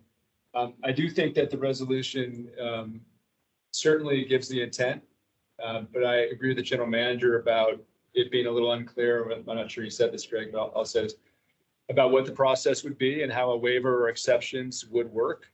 And I also did communicate with one of our public works attorneys about the issue that Greg raised about section 3400 of the Public Works Code. It's not impossible to do, but it's a tricky issue. And it seems to me that if there is a desire to do a Buy American policy, it might be best if we bring something back that has a little more process and a little more detail to evaluate some of those issues on waiver exceptions and whether there are any or not. And that's obviously a board decision, but as drafted now, I think it has a little lack of clarity as to, what actually would happen. Just give me 1 second. 'Cause I do have a question in the sense of, and I was not involved in this process. It was brought before the board and staff has dealt with it. So, I am asking questions like anybody else would ask questions. So one of my questions is, like, whose resolution language is this? I mean, is this Director Alvarez's language or is this someone else's language? I would like to know where this language came from. I think that's a fair question for all of us. So, Director Alvarez, who created this language? It was, I think, in September or October of last year that I asked that this be put forward. November 28th. November. So in November of last year, I asked that this be brought forward. And at the time, I had asked that a resolution be adopted and be prepared that basically would direct the staff to provide whatever administrative requirements and work all that out for a much stronger Buy American policy than the federal government. Consistent with it, moving it forward, that we would be at a grassroots level, really pushing for Buy American. So the original resolution was drafted by the general counsel. I edited it to be consistent with what I wanted to see, since it was my item that was there. So the resolution that you see before you today is a resolution that I will take the blame for, if you will. It was originally drafted by Steve O'Neill, and I did edit it. I'd like to point out that all this resolution does, besides indicating our intent and our wishes, it does not, does not amend the administrative code. It actually directs the staff to prepare the corresponding resolution to bring it back to the board for any amendments to the administrative code or the procurement policy or any other items that, need to be addressed. All it does is says, from a policy point of view, we want to make a commitment to buy American. And I believe that in my previous comments, I went a little bit further than that to say that we really want to be stalwarts at pushing forward the support of American manufacturing and the American middle class jobs that it creates. Okay, and on that note too, I do see that item 5 does, if this got passed as is, we would have, our staff would have to go back, as you just mentioned, and go through our administrative code, right? And then the word that the agency's preference is to buy American, although in here, it really doesn't say preference unless I'm missing it. It says we shall. We shall unless it's not available. And then I missed earlier, there were some changes somebody mentioned on the word unless or some other thing. What was that about? That this copy had some edits still, or? Unless should probably read as if, but it kind of, I think it's getting the point across even with the list. Number 3, is that one number 3 down there? Number 4. Oh, I'm sorry. Unless, yes, at the end of 3, the intent of Director Alvarez was to add, unless such goods and products are not made in the United States. I got that down. Oh. Unless. Right. So it's unless such goods and products are not made in the United States of America.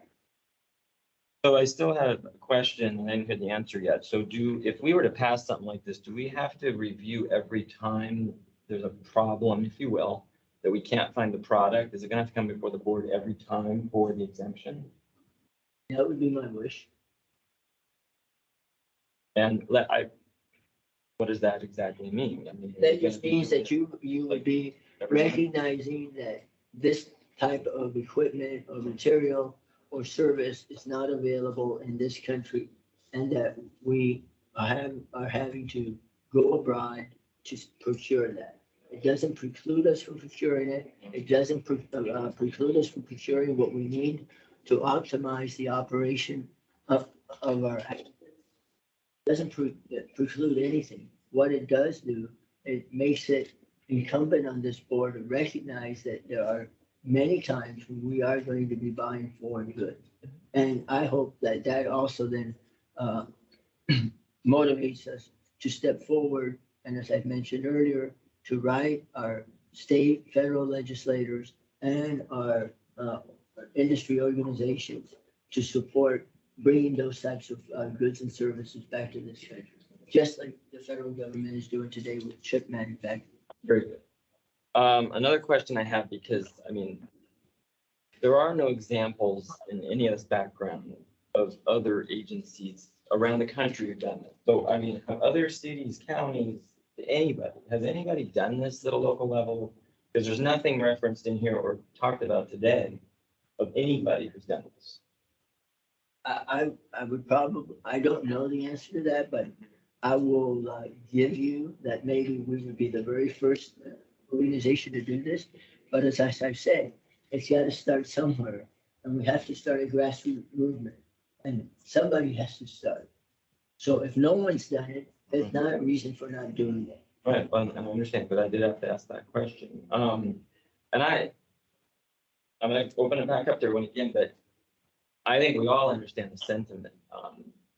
But is this, realistically going to put a much bigger burden on our procurement operations here at the district? I mean, you can easily say, no, it's not, but I'd like to know, is it really? And I don't know the answer to that. I don't believe. How do they I enforce this? How do we, when you're gonna go out to bid, you're gonna get stuff coming in, how do we not slow down the normal process of the work we do? Two parts answer to your question there. One, we are going to bring back some kind of administrative policy to implement this that we will review and comment on, and I'm sure we'll go back and forth on. But second, It may require a little bit more effort. I don't preclude that. I think that this is one of those times where, and as I said earlier, maybe it does cost us a little bit more money, but it's a worthwhile expenditure. God forbid that we would spend money on protecting American workers. But we can find plenty of monies to support all these other organizations and sponsor all kinds of things. So if we can find that, I think we can find money to do this and support American manufacturing and middle-class jobs. Other questions, comments? Director I Gear? do, I do. Director Gear? Yes. You'll be next, but Director Gear All right, first. thank Oh, you, Director Gray. All right, Director Deere says you, Gloria. Director Gray. okay. Yeah, Go ahead. the question you asked about whether or not it would be more work on staff, I think that question should be to the general manager. We are to set policy. We can't, for me, I'm gonna look to the general manager to run the organization. So that's why I really encourage this board. And again, I fought Director Alvarez for bringing it to our attention, but it needs to be worked out. You can't just arbitrarily say, no, it's not, it doesn't have to come to the board. We don't know that unless you have something that says this is the process, So I encourage us to have more detail about what this policy, what this action would mean. And I think, I can only speak for myself, but I certainly support the concept. We have a new general counsel. I heard the language was prepared by the former general counsel, which was fine, but I think it needs to be reviewed. I heard some comments the new general counsel made, and he made some valid points. I think it needs to be reviewed by him, and I think it needs to be brought back to the board with it fleshed out more. And what we've said I think all of us will say, we support the concept. We just want to make sure the process is worked out so it does not interfere with the operations of the district. Okay, Director Deere. First of all, I commend Director Alvarez for being the spearhead of this matter. Secondly, I think we should pass it.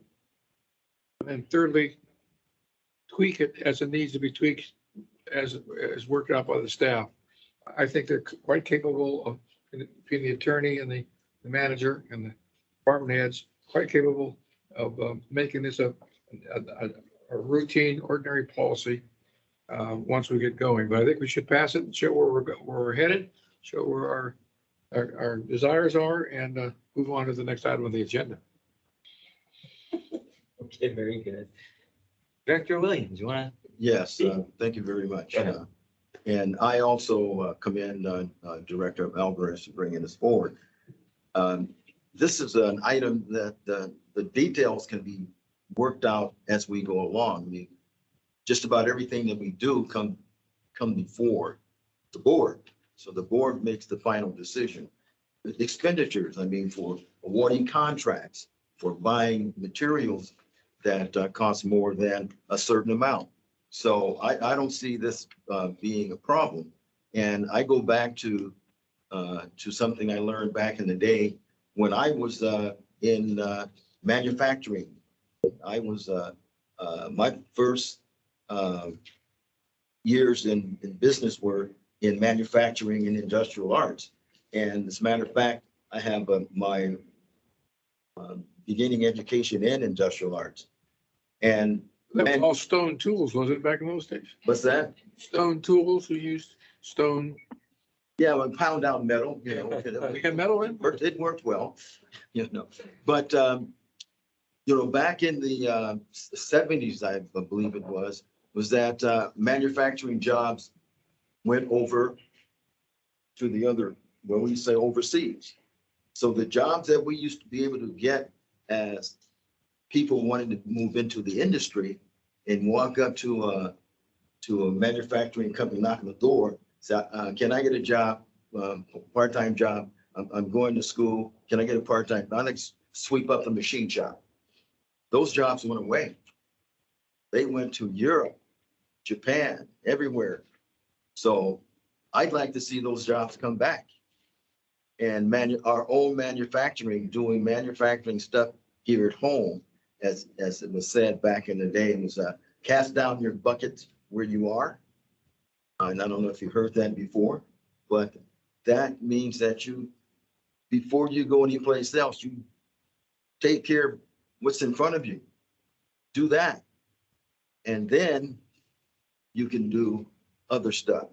But as the jobs went away, there's no more jobs available for people who are just starting out.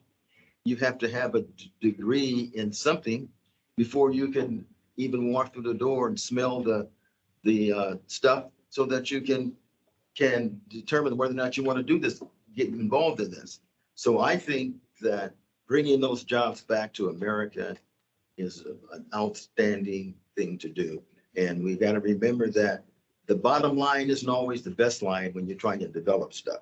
So I support the item before us, and I believe that we will work it out. I mean, that's what we do when developing policies and procedures.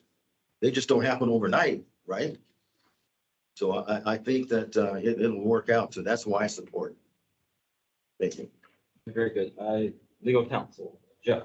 So I just have a few questions. I want to make sure that I'm understanding, because the language of the resolution has a lot of shalls, as President Houston pointed out. So that would be essentially, if it were adopted, kind of the guiding document for us then to come up with a policy. But I want to, because the number 4 to me is a little unclear as to what all the intent is and what a potential waiver would be and how a preference would work. Is it the intent of those who are supportive of this that we would come back with something that would have some options for staff to not have to automatically do something under certain circumstances that are potentially consistent with other kind of waiver and exceptions that exist? And the other question I have is, what is the definition of goods? And are we talking about paper clips? Or are we talking about what was referenced in the public comment? There's a lot of those things that I think would come up. And I would hope that there'd be, when we're adopting the policy is when we'd really be digging in on the details of what some of the exceptions might be. Some good valid points. Director Alvarez, go ahead. My intent is that when we said shall there in item number 4, is that when we deviate, yes, the staff would tell us we're not buying this particular membrane, or we're buying this particular membrane manufactured in Germany or wherever it's being manufactured, because it's not available in the United States, that we would be notified of that at the time we award a contract or prior to going out to award a contract. So it's and it's not that big a deal to let us know that, hey, these things aren't being made here, and then we can do some follow-up on that. Second, yes, I am looking to buy everything that is available in the United States. You can buy shirts, you can buy underwear, you can buy all kinds of things made in the United States. They don't cost that much more than foreign-made goods. Most of the time, people buy foreign-made clothing. If you shop around and you look around, you'll find that almost all of the clothing that you can buy made overseas can be made in America. So paper clips, yeah, let's first find out if we can buy American-made paper clips. Paper products actually are mostly made in the United States because we have a lot of the forests that, especially in the southeast United States, that generates the wood pulp for paper manufacturing. So the intent would be to buy all goods, all services, down to the paper clips, as you say, and they can be bought here. If I can point out, most people buy their ties foreign made. There are companies in New York and New England that still manufacture ties in the United States. And they're actually cheaper and well made. Okay, I know we're pushing time here, everybody, but I think they're all very valid things, because what I would want to make sure is that the way this is written did not completely constrain what the intent was. And if the words aren't right and we pass it, are we all on the same page as what's the next step? speaking of paper clips and pens and whatever, but I mean, I, you know, I mean, when we want to buy a garbage can, it's not made in China, right? And it's made in the United States. I mean, just the most minimal things in our whole organization will have to be vetted if they're from the United States. Absolutely. Okay.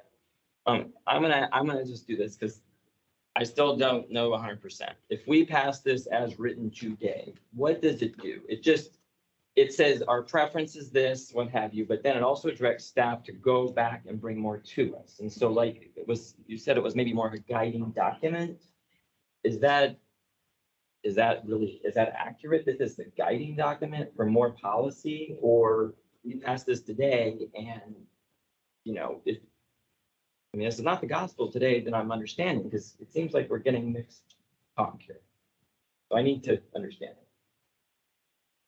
Well, to me, it would be instructing staff to come up with a policy that is consistent with what is stated in the resolution. The resolution doesn't necessarily say preference. It says you have to buy what's in the US before you can buy something else. So if you were looking at a membrane that was double the cost in the US, you'd have to buy it.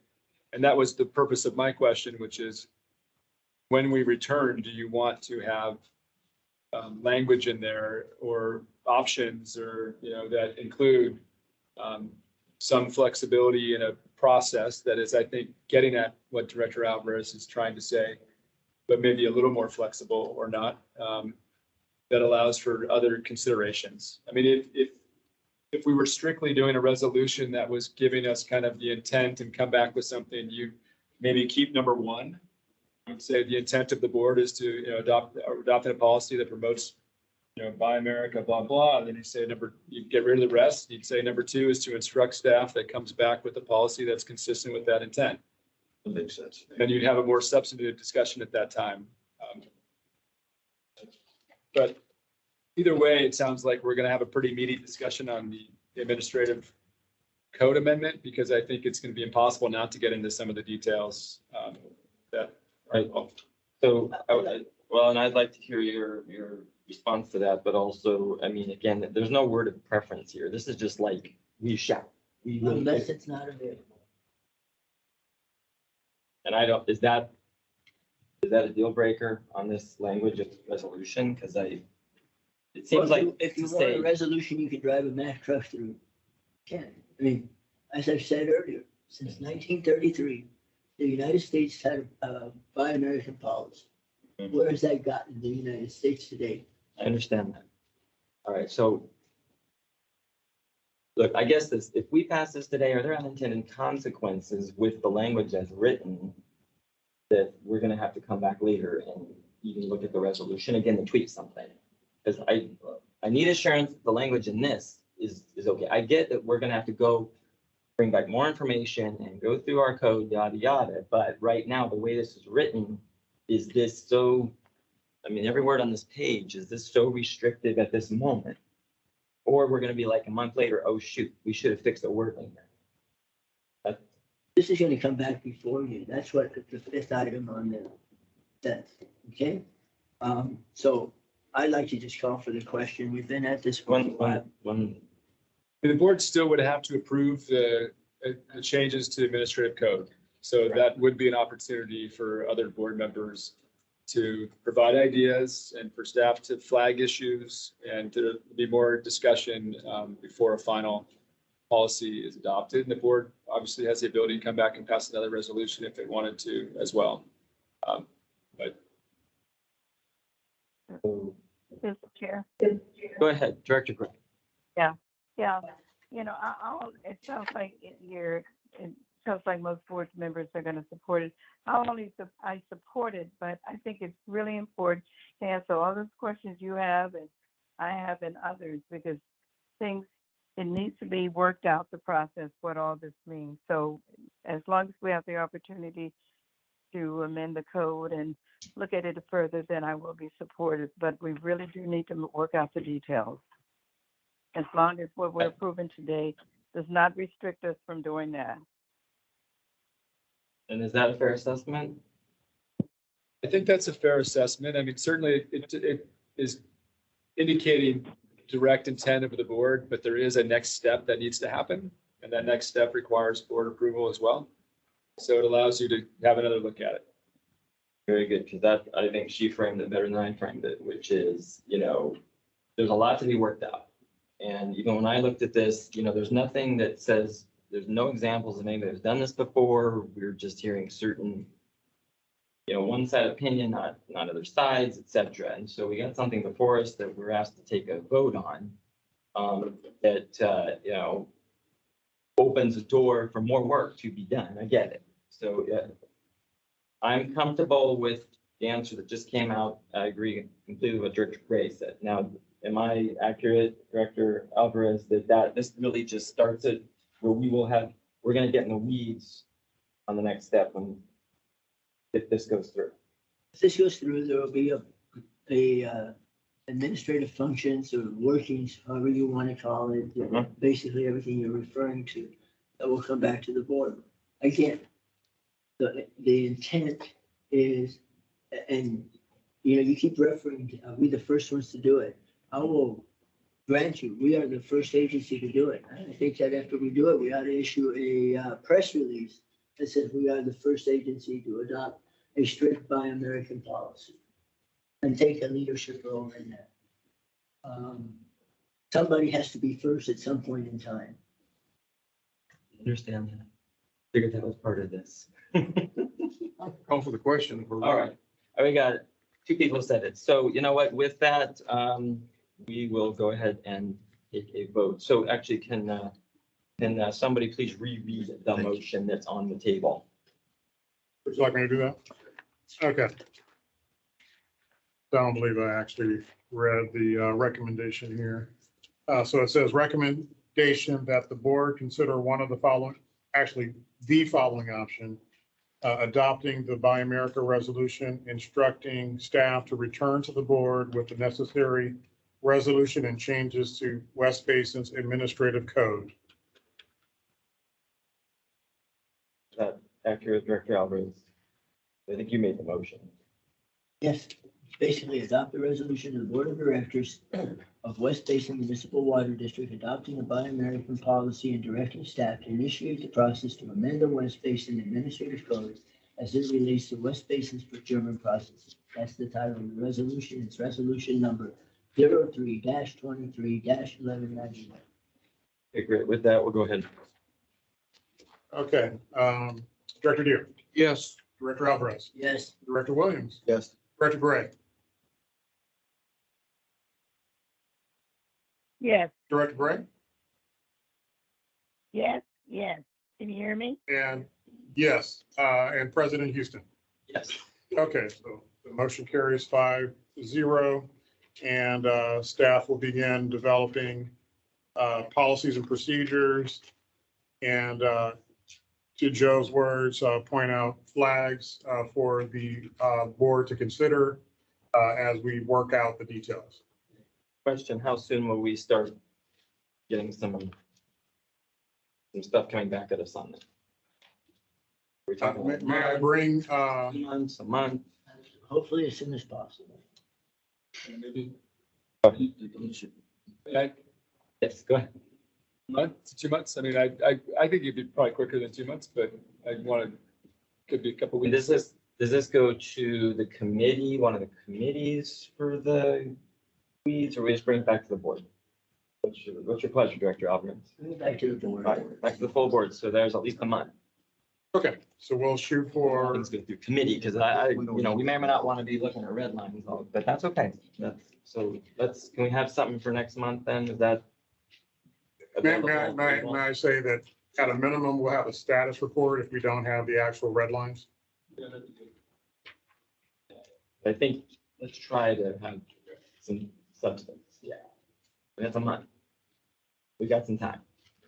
So, okay, very good. That has passed. We're gonna move on to the next item, which is 8D as in dog. Okay, let me get to 8B as in dog.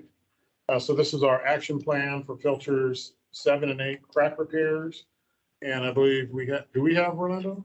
Oh, so you, Barkev, Mazzurlian are the executive manager in charge of engineering and operations, will walk us through this item and provide the recommendation. Thank you, Greg. Good afternoon, Houston, and members of the board. The staff report of this section item starts on page 166 of the agenda packet, where we can jump to packet page 250 for the accompanying presentation. I wanted to start off with a quick background of our filter system. The Taos 22 water produced by way of our filtration basins at the Edwards Sea Little facility is used for irrigation and as source water for the 3 satellite plants that serve the 3 refineries. So out of the 37,000 acre feet per year that we produce, approximately 52% of that, 19,300, is that water is directly relies on the continued operation and the performance of the filter basin. The other 48% has some reliance also on the basins as waste flows are recirculated throughout the plant at Edwards Sea Little. The end customers of the filtration basins are the 3 refineries and close to 500 customers within our service area. So essentially everybody. Over the last decade, individual filters began experiencing frequent under-drain failures and anthracite media loss that rendered them inoperable. This is primarily due to filters' age, which are beyond the end of their 20-year useful life, or maybe recall the last 3 years, we repaired 3 of them, 3 of the 14 filter basins. To prevent further loss of treatment capacity and Title 22 production, the staff proceeded with the development of the Title 22 filters R&R projects, or rehab and replacement project. That project, which is currently tabled by the E&O committee, included a comprehensive filter assessment, evaluation of rehabilitation and replacement alternative, cost benefit analysis, and the completion of the construction bid package ready for solicitation. What was also included in the project was a structural analysis of the north wall along filter basins 7 and 8. An aerial view of these filters is shown on packet page 251. Go to that, you can see there on the left. So filters 7 and 8 were added to the existing structure of filters 1 through 6 as part of the phase 2 expansion at the plant.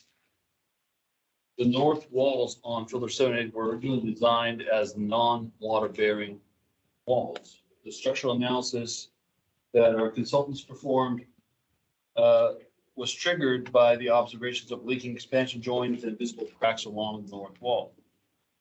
The consultants performed a finite element analysis to verify the degree of the structural deficiency, and they analyzed multiple load combinations as part of the evaluation, including hydrostatic forces on the walls when the water level is at the top of the concrete truss. And they made these evaluations under normal conditions, normal operating conditions, under flood conditions, and under a seismic condition.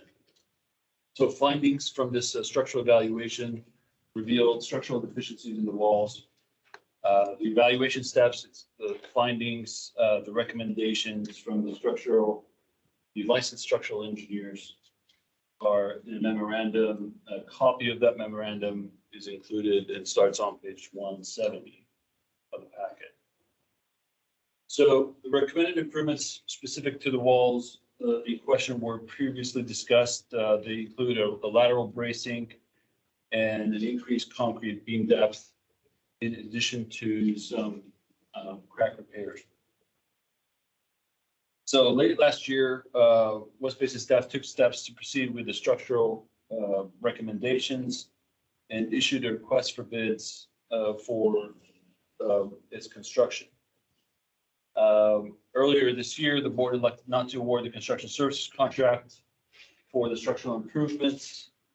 and asked staff to bring back a plan to repair the cracks only, which what brings back this item to the board today. On page 252, just want to share some photos.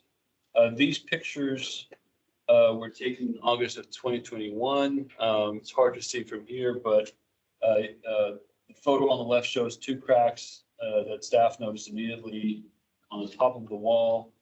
And they estimated what width the cracks were back in 2021. The middle photo shows a large crack at the expansion joint between the original filters and the new filters, or the filters that came in 2 years later. And the photo on the right shows vertical, horizontal, diagonal cracks at the upper half of the exterior north wall of filter number 8. On the next page, 253, are photos from this year, or February. And during this site visit, staff witnessed that the previous photographed cracks were noticeably larger than before. And the two most apparent cracks previously seen on the top of the wall are now stretching to inside the basin along the quarter size hole shown in the middle picture. These cracks appear to have doubled in width. So to follow up to the board's request, staff began to develop an action plan for a modified cracks only scope of work. Staff connected with the structural engineers again to formulate a revised scope. In response, the structural engineers sent a letter to West Basin providing some clarifications, and that letter is attached as attachment C on page 256. Just to summarize some of the findings from the letter from the structural engineers, they indicate, yes, crack repairs do reduce the likelihood of those cracks expanding and allowing for water to flow through and cause concrete spalling. However, the engineers indicate that although it is a good idea to repair the cracks, it is likely they will return if the wall is not supported or stress reduced. They said crack repairs will remove the risk of leaking, but will not provide structural support to the wall. If corrosion has already begun inside the walls, crack repair will not stop it. Simply filling the stress cracks with mortar does not address the overstressed conditions. Summary, the structural engineers indicated that although it is worth performing the crack repairs without any other recommended structural improvements, the underlying issue would not be addressed. When reinforcement in the wall is overstressed with static loading, the wall will likely fail when an earthquake introduces dynamic loading. So what could happen if the wall, this particular wall fails? Let's turn to page 254, the next slide. So aside from potential injury to crews working in the area in such an event, a structural failure on the north wall could result in flooding of the pipe gallery shown on the right here on the slide. Similar to what occurred at Hyperion in July 2021, the flooding of below ground level pipe gallery could cause significant damage to critical infrastructure, including the actuators and the blowers. You can see the photo on the left, those blowers just adjacent to the walls that are in question. So the flood scenario, our contract operator Viola estimates that the production of Title 22 would reduce to somewhere between 0 to 2.75 million gallons per day. Based on the information provided to staff, including the latest clarifications provided by the structural engineers, staff still recommends performing the original scope of work, which included the installation of steel bracing and adding concrete beam depth, as well as the crack repairs, to a cost ranging between $160,000 to $180,000. That compares to if we were to only do the cracks, and that's something to the tune of $60,000. Based on this, the standing direction from the board for a cracks repair only option. The recommendation before you has a couple of options. I will read the recommendation. The board authorizes the general manager to either continue the staff's recommendation and reissue the request for bids for filter 7 and 8 structural improvements project, in parentheses, the original scope of work, or issue a request for bids for crack repairs only. That I'll be happy to answer any questions. Okay, great, thank you very much. I'll just open it up to my colleagues. I think what you just said actually answers the question in part. How do we get here? So it came through committee without a recommendation. That's right, right? Okay. So I am going to open up the floor. So who'd like to speak? We have both members of ENO here, so go ahead. Director Alvarez? Director Williams? I'll yield to Alvarez. Director Alvarez, go ahead. Well, how it came to us, I think that the board considered this already once.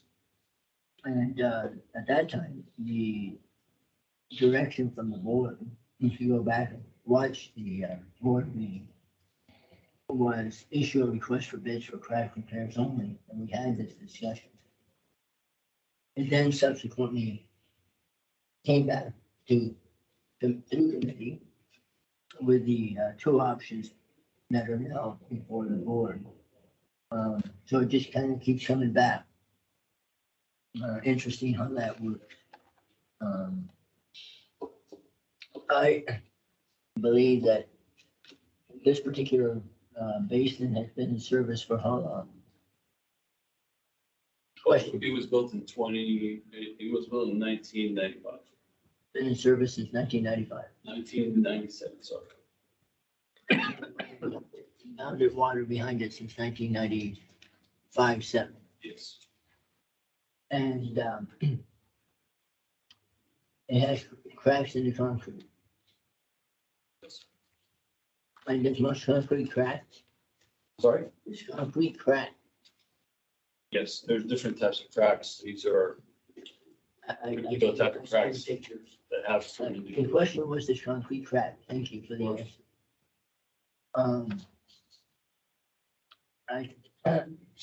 I don't think that this wall is an imminent type of failure. If you do read the report and the findings from the report, under static loads, the load demand does not exceed the available capacity. Only when you look at the seismic loading, and the seismic loading, as we've had presented to us at a previous meeting, is 2% event. So that's a 1 in 50-year event. And then it would require that 1 in 50-year event cause catastrophic failure of the wall, meaning that the whole wall collapses and that's just something that cracks open for that entire gallery to floods. I think that this is gonna overreach for a very simple problem that could have been addressed many months ago by just sealing those cracks. And that's really all that it requires. So I'm gonna make a motion. The motion would be that the board authorize the general manager to issue a request for bid for crack repairs only. I'll second the motion. Motion on the floor and a second. Any other discussion? What was the, Oh, I missed that. can you, someone repeat it real loud? It is hard to hear actually for all of us side by side. Go ahead. That the board authorize the general manager to issue an RFP, request for bids for crack repairs only. That's what's it. And that is the motion? Yeah, that's the motion by Alvarez and seconded by Deere. Okay. You have anything to say? No, that's not the recommendation. So the recommendation of either or kind of throws me off.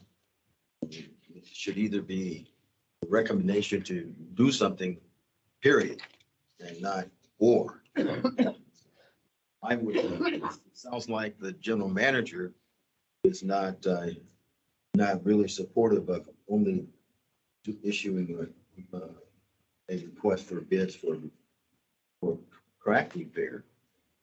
I don't know.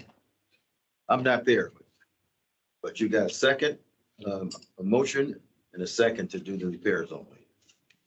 Is that correct? Yes, correct. All right, That's where thank we're you. at so far.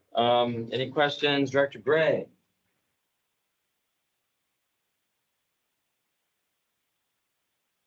I don't hear Director Gray at this moment. No. Oh, go ahead, Director Thank Gray. you. Any questions? Nothing? No, thank you. Okay, I have no questions either. I have to defer to some of the things that have been said from my colleagues, and that's the decision I can make at this time. Yes, Barkat. Just to address Dr. Alvarez's comment, the request was not to issue the request for bids at the last board meeting. We looked at the video and went back. The request was to bring back an action plan for crackers only. Uh-huh. That's, So this is the action plan? well, we have an action plan. So we're coming back not to, if the request was to issue the RFP, cracks only, that's what we would have done. But the request was to come back. So that's why we're back with some clarifications. Yes, that was true. To come back with basically the request for bids for fraction. In any case, we have a motion. Can we just vote on it? It's already 3:30. Yes. All right, let's go ahead and call the question. Okay, Director Deere, Yes. Director Alvarez, Yes, Director Williams, No. Director Gray. Director Gray?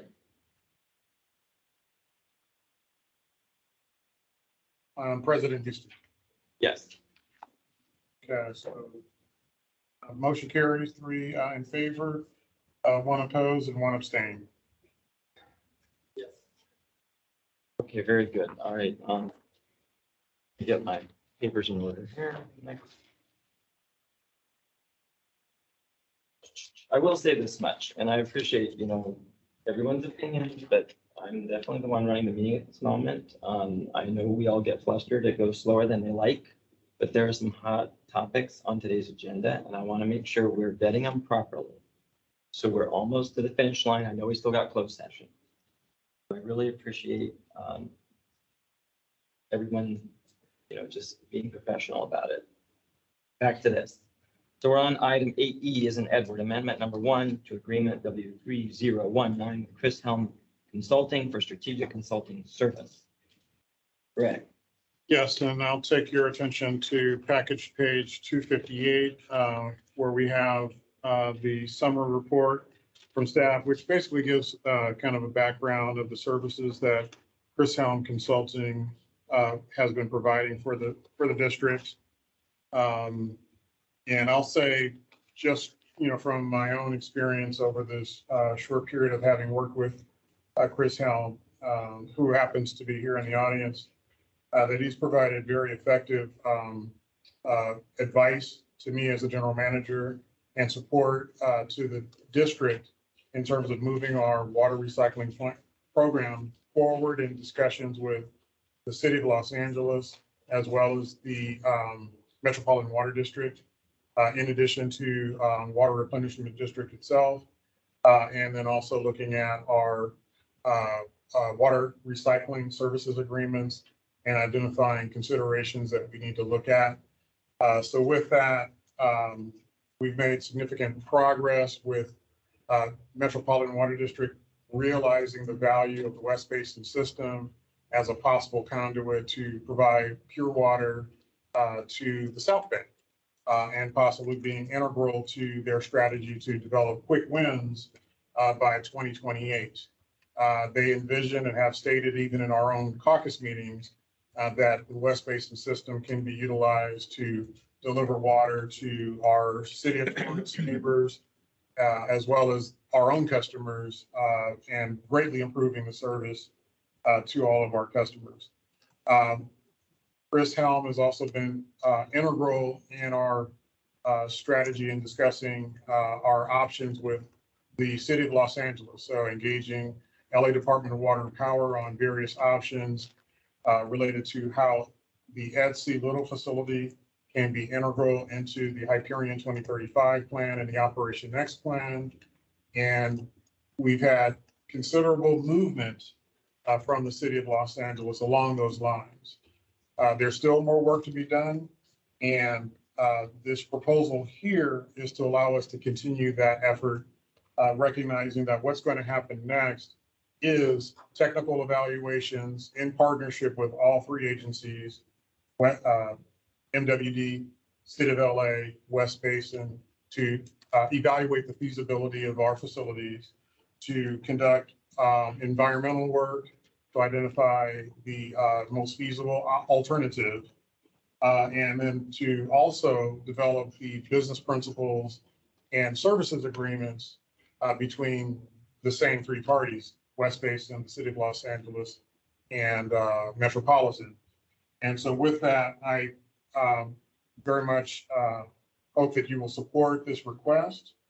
I think that Chris Helm brings a lot of value to the district, and I'm happy to answer any questions you may have. Okay, very good. I'm not. I should maybe, do you want me to read the recommendation? Yes, please. read it. Okay, I'm sorry, I didn't go to that part. So on your package, page 260, the recommendation reads that the West Basin Board of Directors approve an amendment to Agreement W3019 with Chris Helm Consulting for strategic consulting services for an additional 12-month term and increased consideration in the amount of $200,000 for a total contractual amount not to exceed $350,000. Okay, great. Thank you. All right, let's open it up to questions or comments from my colleagues. Anybody would like to begin?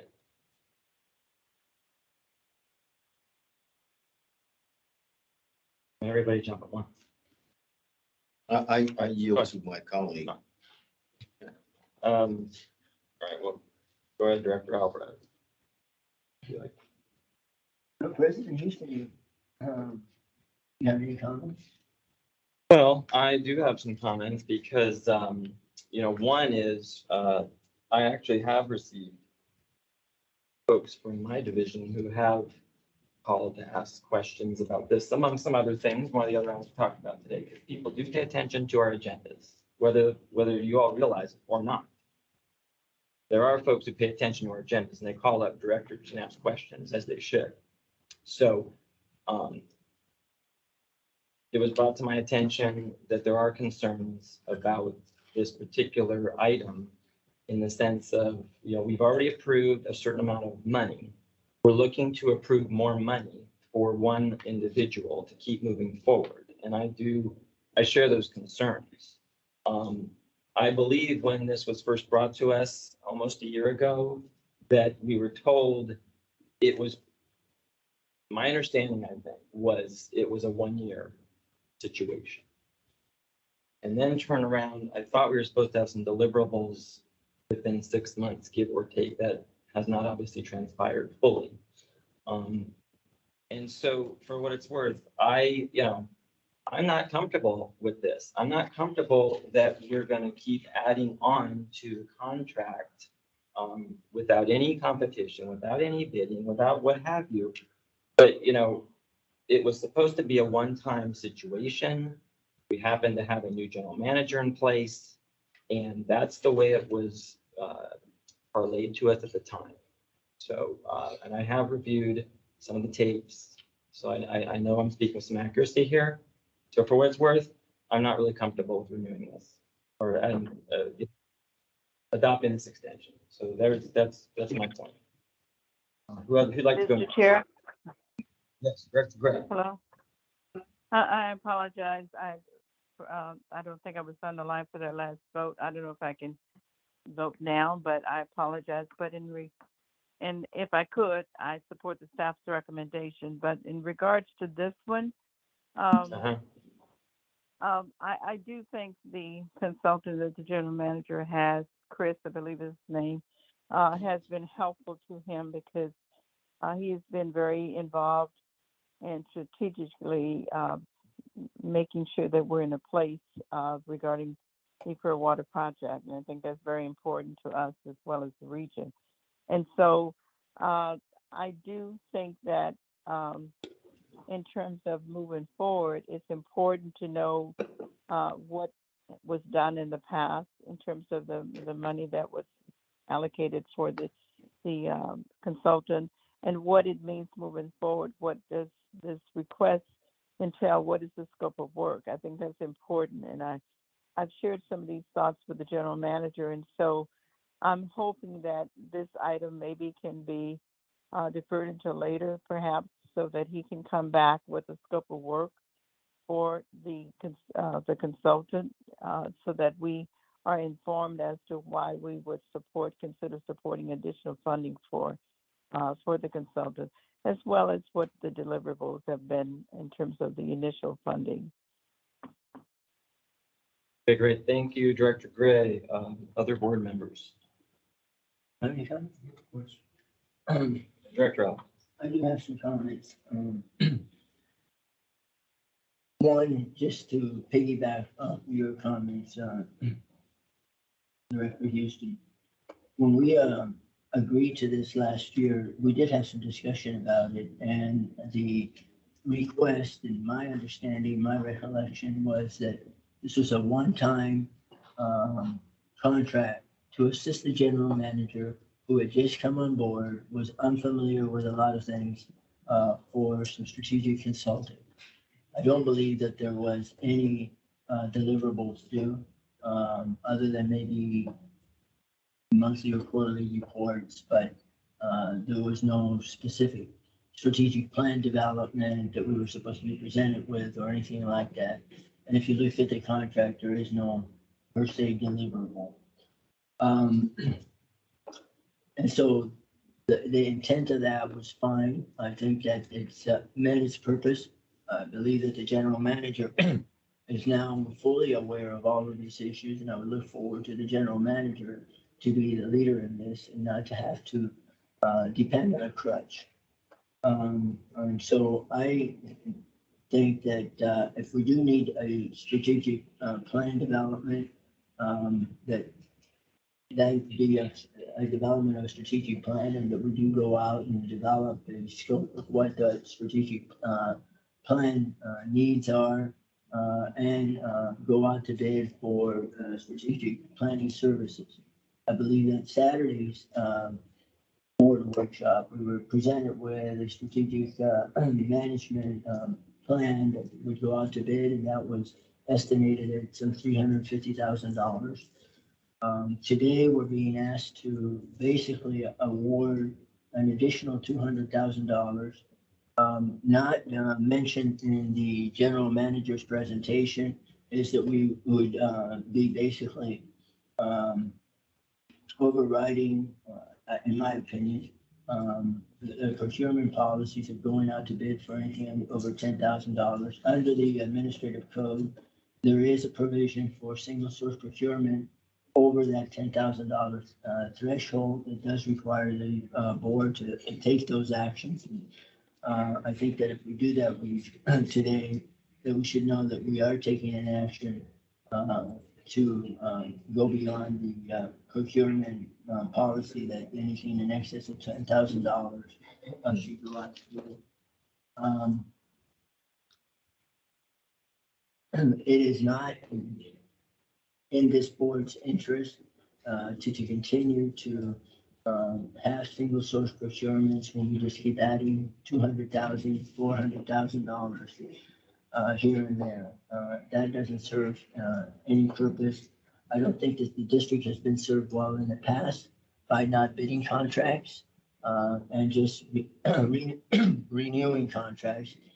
And we've had that in place for some very major contracts where they've just been renewed, and there has been no effort to bid out those particular services.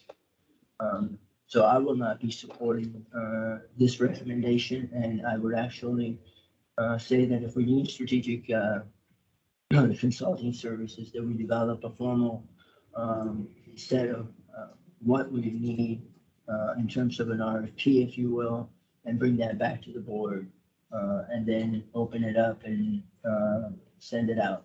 Lastly, I would add that even though we're expanding this by another $200,000, the proposal that's attached to the board package is the same proposal that was given to us on April 29th of 2022.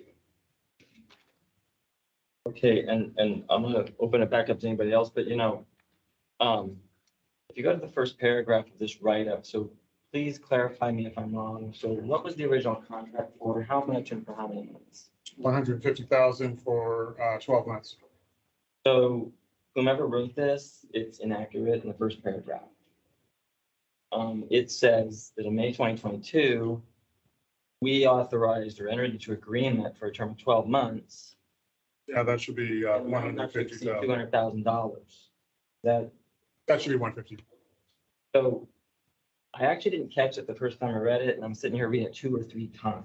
And I think this only adds to my, my dissatisfaction with some things, meaning if we can't even get the board memo right, and then you all are asking us to authorize hundreds of thousands of dollars, how does that sit? And that's just the catch I got right now. So same story. Now, by the way, how much have we expended thus far of the $150,000? I think currently we're at approximately 140. So, In that range. I'm gonna say, I remember when this came to us, and what has been said by myself and Director Alvarez is 100% accurate. We were led to believe this was a one-time deal, 12 months. But I knew this, something like this is probably gonna come back to us as we've been spending this money. And so you're asking the board to increase this by another $200,000, $350,000 total for an outside consultant. And I understand why people in my district would call me up and say, what is that on your agenda, Director Houston? And they should. So I won't support this. I don't think this needs to go any further today for what it's worth. So that's my position. But I like to open up to my other colleagues. Anybody else? I just like to say that I support the position of Director Houston and Alvarez, and also Director Gray, that there's really no demonstrated value here. So that's all I have to say. Director Gray there, anything? Yes, I'm here. Yeah, I think there's value. My point was, I think the scope of work needs to be identified by the general manager moving forward, because I think the consultant has been of value to the district. I do believe that we've had meetings and discussions about the particular project that I mentioned, and I think because of the consultant being there to advise the general manager has been very helpful. I would just like to see what justifies the amount of money, because the scope of work would give me more of an idea of what that request is all about.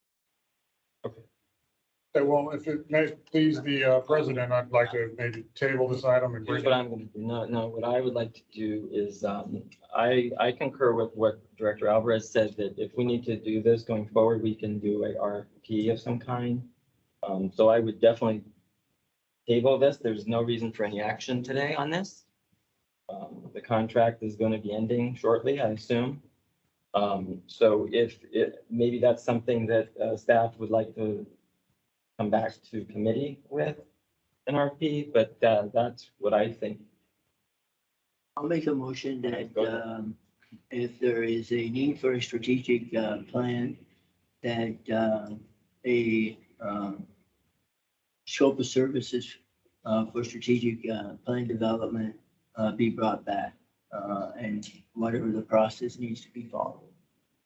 I'll second. Well, Mr. Chair, Yeah, go ahead, Director Gray. yes, I did have a request, and I think it's kind of being ignored. I have a request as to, I'm not of the mind that it's not necessary. I would like for the general manager to bring back the scope of work, what he feels the need to justify what he's requesting. That is my Well, request. well, Director Gray, that's the motion that's actually on the table, is that they need to come back in the formal process with a Oh, with a proposal and scope of work, right? So, okay, all right, I didn't, thank you for clarifying that, thank you. Okay. Okay, any other comments or questions? Because I think we're about ready to vote on this. Anything else? Okay, so with that, we'll call the question. So can somebody read the motion? So we make sure. I think it was if the strategic services are needed, that an RFP be brought back to the board with the scope of work for the normal RFP process to be followed. Sounds accurate. Was that accurate? Sounds It, accurate. it will be fleshed out in committee. I would like to see the scope of work first. Okay. We'd like to see a scope of work first. So a scope of work should probably be brought to, a committee. So in this case, right, is that? Yeah, okay, so to the do you want to add that into the motion? Sure. All right, so I concur on the second person. Okay, So real quick, so the motion then is to come back with a scope of Come back work with for a strategic scope of work services, to, and it'll be discussed more at that time. Okay. correct. Which is consistent with Director Gray's request. Excellent. Okay, great. So I think we got that one down. So with that, call for a vote. Okay, Director Deere. Yes. Director Alvarez. Yes. Director Williams. Yes. Director Gray. Yes, yes, And President Houston. Yes. All right, motion carries 5-0. Okay, so we're gonna try and crank through these items when we go to closed session. So information calendar, there's no information calendar. Receive and file. Our motion to accept. Move to receive and file. If I may. Okay, yes. I just would like to bring to the board's attention that there is an item on the receive and file, which is item 10-8. I'm sorry, that makes sense, 10-8.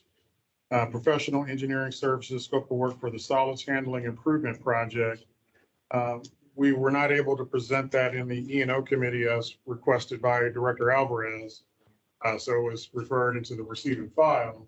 But we are prepared to provide that presentation today if the board so chooses. We have advertised the RFP, recognizing that we did not get the opportunity to discuss it, but we're prepared to do that today. Pledge of the board. Do you need to hear this? I think you can wait. I still have to go to full session. Right. Okay, so thank you, Greg, for that, but I think we're good. So I would take a motion. Who made the motion? I heard somebody. I move to receive and file. You moved to Stephen file. Okay, is there a second? Second. Anybody? All right, second. So it's moved and seconded. Receiving file to accept them. So I'll go ahead and call for the vote. All right, Director Deere. Yes. Director Alvarez. Yes. Director Williams. Yes. Director Gray. Director Gray. Director Houston. Yes. I'm here, Okay, so yes, There you are. yes, Director Gray. Yes. Yes. Okay, we got you. You're a Sorry. yes. Okay, thank perfect. you. And motion carries Okay. 5-0. General manager's activities report. Okay, so my activities report has been submitted and filed. I'll just acknowledge that we had a really fantastic legislative visit in Sacramento, where Director Gray, President Houston were able to engage our Assembly and Senate delegation. We were able to talk about who we are as a district, what we are doing in terms of our programs, and also the programs that we're developing with our water recycling program. And there was some discussion about climate action bonds that are in development, and our lobbyists were also able to assist us with talking about how important it would be to incorporate recycled water into the climate action bond, as well as groundwater remediation and groundwater replenishment, all of which would be helpful for what we do here in West Basin. So it was a wonderful trip, and that's all I'll highlight for today. Great, thank you, Greg. Any questions for general manager? The only question I have is I was looking through this. So it says here we had a break-in at our JMM facility in Carson. Yes. The first I'm hearing about it is in this report. So is there anything we need to know at this moment? It says a chainsaw was used. Yeah, and I'll defer to our executive manager of ENO to highlight that situation. So Marquette, if you'd like to provide a report out. Director Houston, thanks, Greg. The exact date escapes me. I want to say 3 or 4 weeks ago. Okay. The items that were stolen were not West Basin items. They were the contractor's items. Okay. And there was a follow-up with the sheriff and department and the report filed with our human resources department. Okay, very good. And understanding that the equipment stolen was a contractor's, but obviously they broke into our facility. Was there any damage, anything we had to fix or deal with after the fact? I'm not aware of significant damages to our facility as a result of it, but I'll be happy to put together a little report just describing the situation. Okay, yeah, I think, by the way, when things like this happen, we should be notified right away because I never heard about it. And here it is buried in this report. It should be brought up right away, and it should be also talked about at a committee meeting where it is appropriate. I mean, we've been through these things over the past before.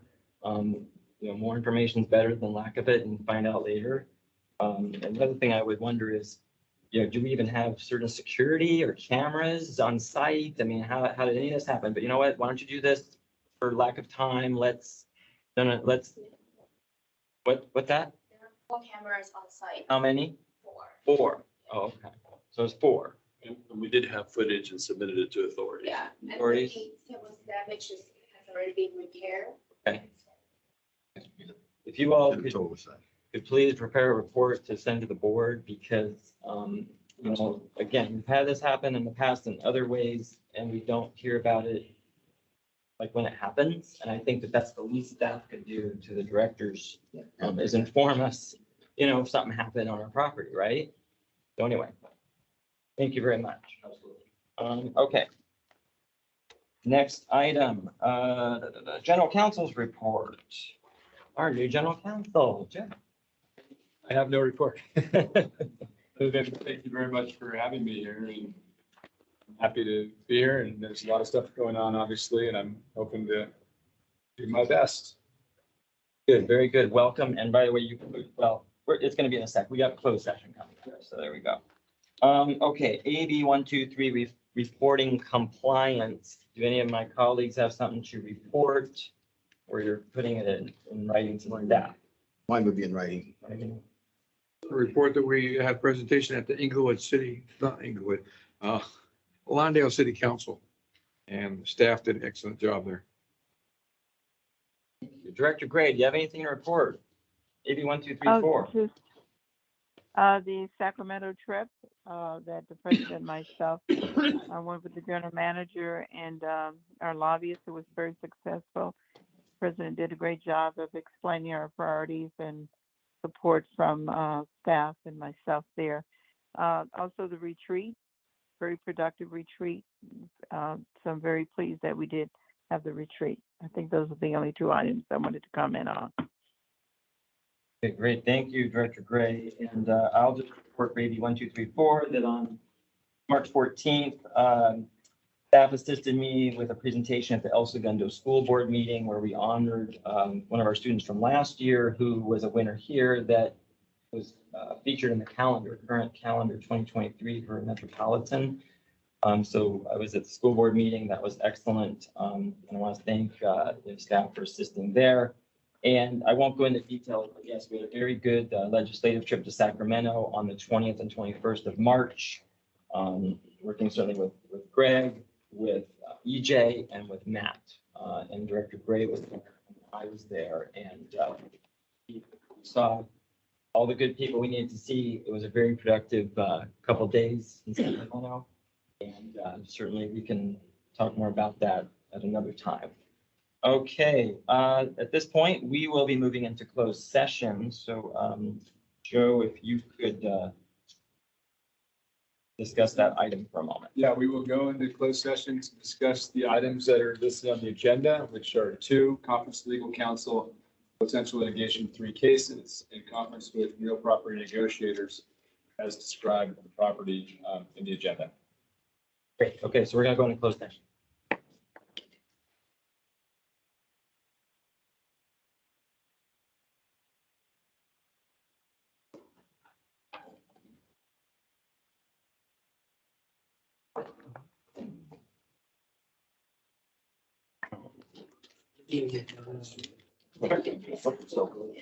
Watch.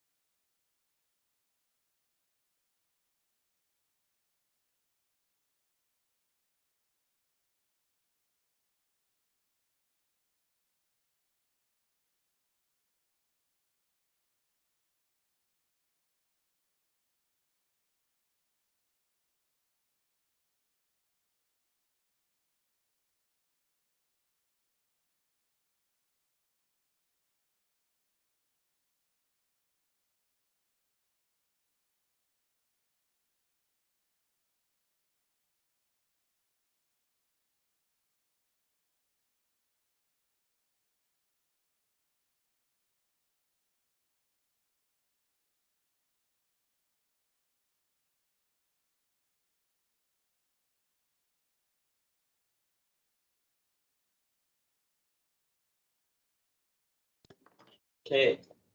We are back from closed session. If our legal counsel, I'll report that the board did take action in Same people in charge. We're back in the meeting now. Sorry. I'm standing right here going. I'll just report that the board took action in closed session with the 4-0 vote with Director Alvarez not present to affirm a settlement agreement with the board, with the staff position of board secretary.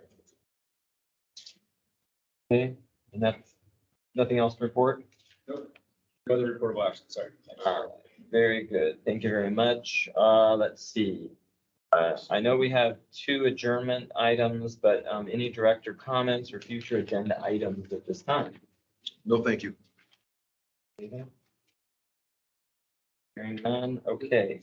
Yeah, I just want to acknowledge that you have on your tables a flyer and a candy dispenser advertising the staff appreciation luncheon, recognition luncheon, which is scheduled for Wednesday, April 26th from noon to 2:30 here in the boardroom. And so if you're able to join us in helping express appreciation for our staff, that would be wonderful. I think Director Houston and I were at the appreciation luncheon last year at Etsy Little. And well, anyway, just wanted to share that before we adjourn. wonderful. Thank you for that. Okay, I have nothing else as far as reports or requests.